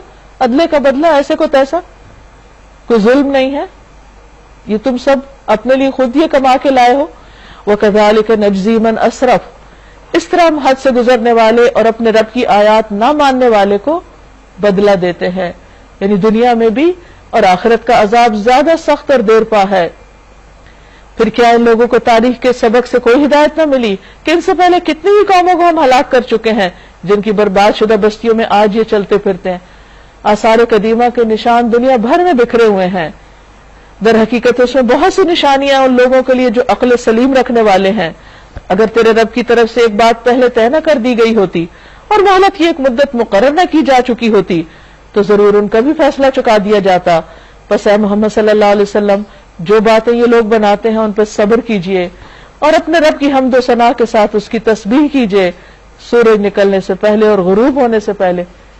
یہ فجر اور عصر کی نماز کی طرف اشارہ ہے اور یہ علاج بتایا جا رہا ہے لوگوں کی باتوں اور تکلیف دینے والے فکروں اور لوگوں کے رویوں کے مقابلے میں تم اللہ کو یاد کرو، نماز کی طرف پلٹو. اللہ تعالیٰ تمہیں ایسی استقامت اور ایسی ہمت اور طاقت دے گا کہ یہ سب غم بھول جائیں گے. شاید کہ تم راضی ہو جاؤ، یعنی اللہ کی حمد و ثنا، تسبیح، اللہ کے ذکر کی وجہ سے تمہارے اندر اطمینان پیدا ہو جائے گا. اور نگاہ اٹھا کے بھی نہ دیکھو دنیاوی زندگی کی اس شان و شوکت کو جو ہم نے ان میں سے مختلف قسم کے لوگوں کو دے رکھی ہے. وہ تو ہم نے انہیں آزمائش میں ڈالنے کے لیے دی ہے اور تیرے رب کا دیا ہوا رزق حلال ہی بہتر اور پائندہ تر ہے. وَأْمُرْ أَهْلَكَ بِالصَّلَاةِ وَاسْتَمِرْ عَلَيْهَا، اپنے اہل و عیال کو نماز کی تلقین کرو اور خود بھی اس کے پابند رہو. یعنی جو کسی کو کام کرنے کے لیے کچھ کہے تو خود بھی کرے. ہم تم سے کوئی رزق نہیں چاہتے، رزق تو ہم تمہیں دے رہے ہیں. یعنی اللہ کو تمہارے دنیا کے رزق کی ضرورت نہیں ہے، وہ تو اللہ کا دیا ہوا ہے سب کو. اللہ نے تمہیں جس مقصد کے لیے پیدا کیا ہے وہ ہے اس کی عبادت، اس کی اطاعت، اس کی فرما برداری، اس کے ساتھ وفاداری، اور انجام کی بھلائی تقوی ہی کے لیے ہے. وہ کہتے ہیں یہ شخص اپنے رب کی طرف سے کوئی نشانی کیوں نہیں لاتا، اور کیا ان کے پاس اگلے صحیفوں کی تمام تعلیمات کا بیان واضح آ نہیں گیا؟ اگر ہم اس کے آنے سے پہلے ان کو کسی عذاب سے ہلاک کر دیتے تو پھر یہی لوگ کہتے کہ اے ہمارے پروردگار تو نے ہمارے پاس کوئی رسول کیوں نہ بھیجا کہ ذلیل و رسوا ہونے سے پہلے ہی ہم تیری آیات کی پیروی اختیار کر لیتے. قل کل متربص فتربصوا، کہہ دیجئے سب انتظار کر رہے ہیں، تم بھی انتظار کرو، فستعلمون، پس ان قریب تم جان لوگے، من اصحاب الصراط السوی ومن اہتدی، کون ہے جو سیدھی راہ چلنے والے ہیں اور کون ہدایت یافتہ ہیں. یعنی آج اگر دنیا میں یہ واضح نہیں ہو رہا تو جلد ہی پتہ چل جائے گا کہ کون اللہ کے راستے پہ چل رہا ہے، اور اس کا انجام اس کو بتا دے گا کہ وہ ٹھیک ہی کر کے آیا ہے. وآخر دعوانا ان الحمدللہ رب العالمین. اس کے ساتھ ہی ہمارا یہ پارہ مکمل ہوا. اب آپ میں سے کوئی اگر اپنے خیالات کا اظہار کرنا چاہے، کوئی ریفلیکشن دینا چاہے، کچھ بھی بتانا چاہے تو موسٹ ویلکم. آج سے پہلے میں یہ سوچا کرتی تھی کہ نیکی کا اجر صرف آخرت میں ملتا ہے، دنیا میں نہیں ملتا. جسے کہا جاتا ہے نا نیکی کا زمانہ نہیں ہے. لیکن سورہ کہف پڑھنے کے بعد میرے کانسیپٹ کلیئر ہوا ہے کہ نیکی کا اثر نسلوں تک جاتا ہے. جیسے خضر علیہ السلام نے 2 یتیم لڑکوں کی دیوار اس لیے کھڑی کر دی تھی کہ ان کے والدین نیک تھے، تو ان کے اجر کے طور پر. تو خضر علیہ السلام کے ایک اور واقعہ ہے کہ خضر علیہ السلام نے ایک لڑکے کو اس لیے قتل کر دیا تھا کہ اس کے ماں باپ نیک تھے، اور یہ بچہ بڑا ہونے کے بعد اپنے ماں باپ کو بھٹکانے کا باعث بن جاتا. تو بعض اوقات نقصان میں بھی ہمارے لیے خیر ہوتی ہے. اگر یہ چیز ہمارے اندر آ جائے نا تو سوچ دنیا کے غم نہ رہے. پازیٹیو سوچ ہو جائے اور شکر گزاری آ جائے. مجھے سورہ کہف، سورہ مریم اور سورہ طٰہٰ تینوں میں جو ایک چیز بہت زیادہ اسٹرائک کی وہ یہ تھی کہ اسباب. ہم اللہ تعالیٰ سے جب دعا کرتے ہیں نا تو ہم پہلے یہ سوچتے ہیں کہ یہ ہو سکتا ہے، پھر ہم دعا کرتے ہیں. لیکن تینوں صورتوں میں ہم نے جتنے انبیاء کرام کے حالات کے بارے میں پڑھا، انہوں نے اللہ تعالیٰ پر مکمل بھروسہ کر کے اور اللہ تعالیٰ سے دعا کی، اور جو چیزیں امپاسبل تھیں اللہ تعالیٰ نے ان کے لیے خود بخود اسباب مہیا کر دیے.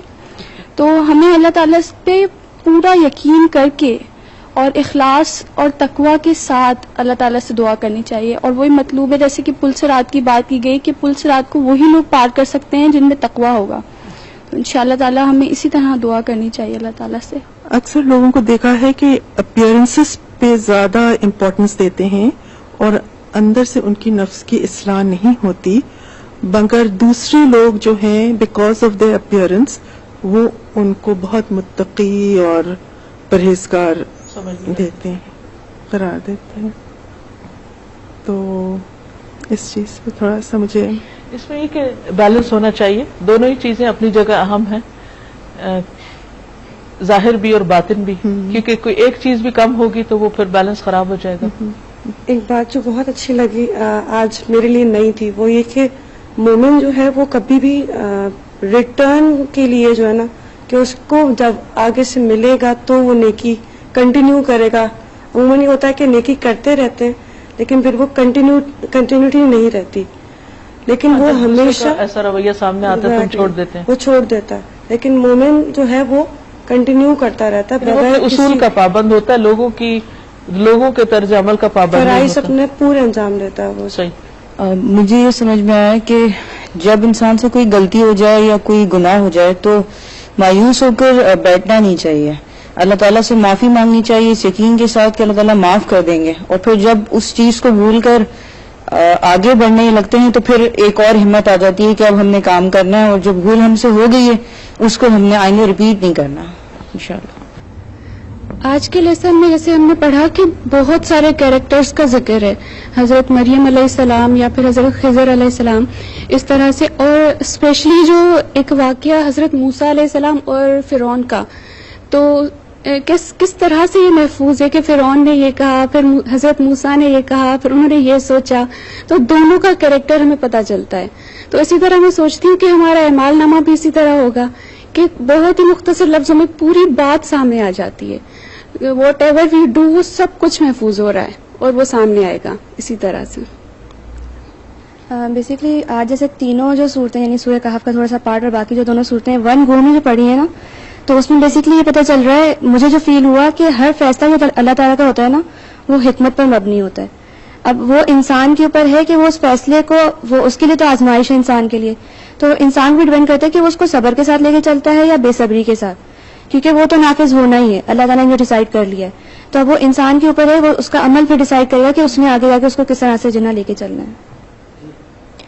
سورہ طٰہٰ میں جو ہمیں ایک اچھی سٹوری ملتی ہے حق اور باطل کی ایک جنگ، جس میں ہمارے لیے ایز ہیومن بینگز ایک بہت بڑا لیسن ہے کہ حضرت موسیٰ جب کہ نبی تھے تو ان کے دل میں جو اللہ کا خوف تھا، جو متقی تھے، اور کس طرح سے وہ ہر لمحے اللہ تعالیٰ سے مدد مانگ کے آگے بڑھے، اور اتنی بڑی بڑی طاقتوں کا جیسے ہمیں بھی مقابلہ دنیا میں کرنا پڑتا ہے، تو انہوں نے فرعون کا مقابلہ، اتنی شان و شوکت والے کا مقابلہ اللہ تعالیٰ سے مدد مانگ کے کیا، مگر جہاں اللہ کا حکم تھا، جہاں پہ حق کی بات تھی، وہاں پہ وہ نہیں ڈرے، اور انہوں نے حق اور باطل کی کس طرح سے جنگ ہوئی، اور اللہ تعالیٰ نے کس طرح سے مسلمانوں کا ساتھ دیا، اور جیت ایونچولی جو ہے وہ حق کی ہی ہوتی ہے، اور جہاں پہ اللہ کی مدد آتی ہے وہاں پہ باطل جو ہے وہ نہیں فلرش کر سکتا.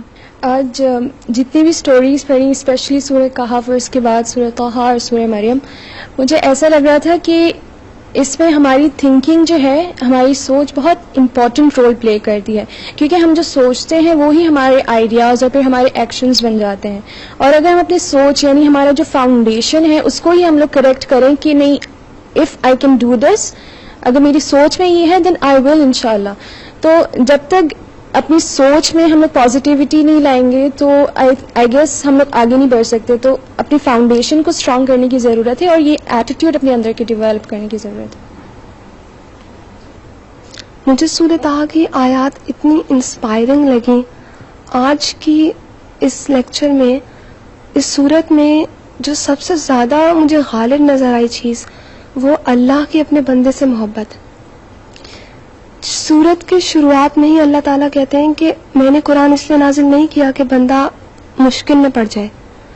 اور پھر حضرت موسیٰ علیہ السلام کے واقعے میں ایک ایک واقعہ جو بیان کیا، مطلب کہ اتنی آزمائشیں آئیں ان پر، اتنی مشکلات، جہاں اللہ تعالیٰ ان کو بلاتے ہیں اور ان کو بتاتے ہیں. اتنا بڑا ایونٹ تھا ان کے لیے یہ ایسی چیز کا ریویل ہونا حضرت موسیٰ علیہ السلام کے لیے، لیکن اللہ تعالیٰ نے ان کو ایسی تسلی دی ہے، اور سارا وقت ایسا لگا جیسے اللہ تعالیٰ نے ان کو تھاما ہوا ہے. ان کی مدر کے اوپر اتنا بڑا وقت آیا کہ ان کے دل میں کتنا بھاری گزرا ہوگا یہ اپنے بچے کو اپنے آپ سے الگ کرنا، لیکن وہاں بھی اللہ تعالیٰ نے ان کو ایسی تسلی دی. اور آگے پھر اللہ تعالیٰ نے شیطان کا واقعہ بیان کر کے اپنے بندے سے بھی وہی لو، وہی کیئر شو کیا ہے کہ وہ گمراہی سے بچ جائے. آگے پھر اللہ تعالیٰ اس کو مشکلات میں ہمت پیدا کرنے کے لیے، اللہ تعالیٰ سے قریب ہونے کے لیے طریقے بتا رہے ہیں. تو اتنا لو، اتنی محبت اللہ تعالیٰ کے اپنے بندے کے لیے، اور وہی بندہ ہے جو دنیا کی دوڑ میں اتنا مگن ہے کہ 2 گھڑی نہیں نکال سکتا اپنے اللہ کو یاد کرنے کے لیے. مجھے یہ چیز نے بہت انسپائر کیا کہ صرف سستی کے مارے، صرف دنیا میں مصروف ہو کر ہم نمازیں قضا کر دیتے ہیں. ناظرین، اس کے ساتھ ہی ہمارے آج کے پروگرام کا وقت ختم ہوتا ہے. آپ سے اجازت چاہتے ہیں. اللہ تعالیٰ سے دعا ہے کہ ہم نے جو کچھ سیکھا اور ان سچے واقعات سے جو زندگی کے حقائق ہمارے سامنے آئے اور خوبصورت نمونے ہم نے دیکھے، اللہ تعالیٰ ہمیں ان سے بہترین سبق لے کر بہترین عمل کی توفیق عطا فرمائے. آپ سب کے لیے دعائیں، نیک تمنائیں. السلام علیکم ورحمۃ اللہ وبرکاتہ. وعلیکم السلام ورحمۃ اللہ.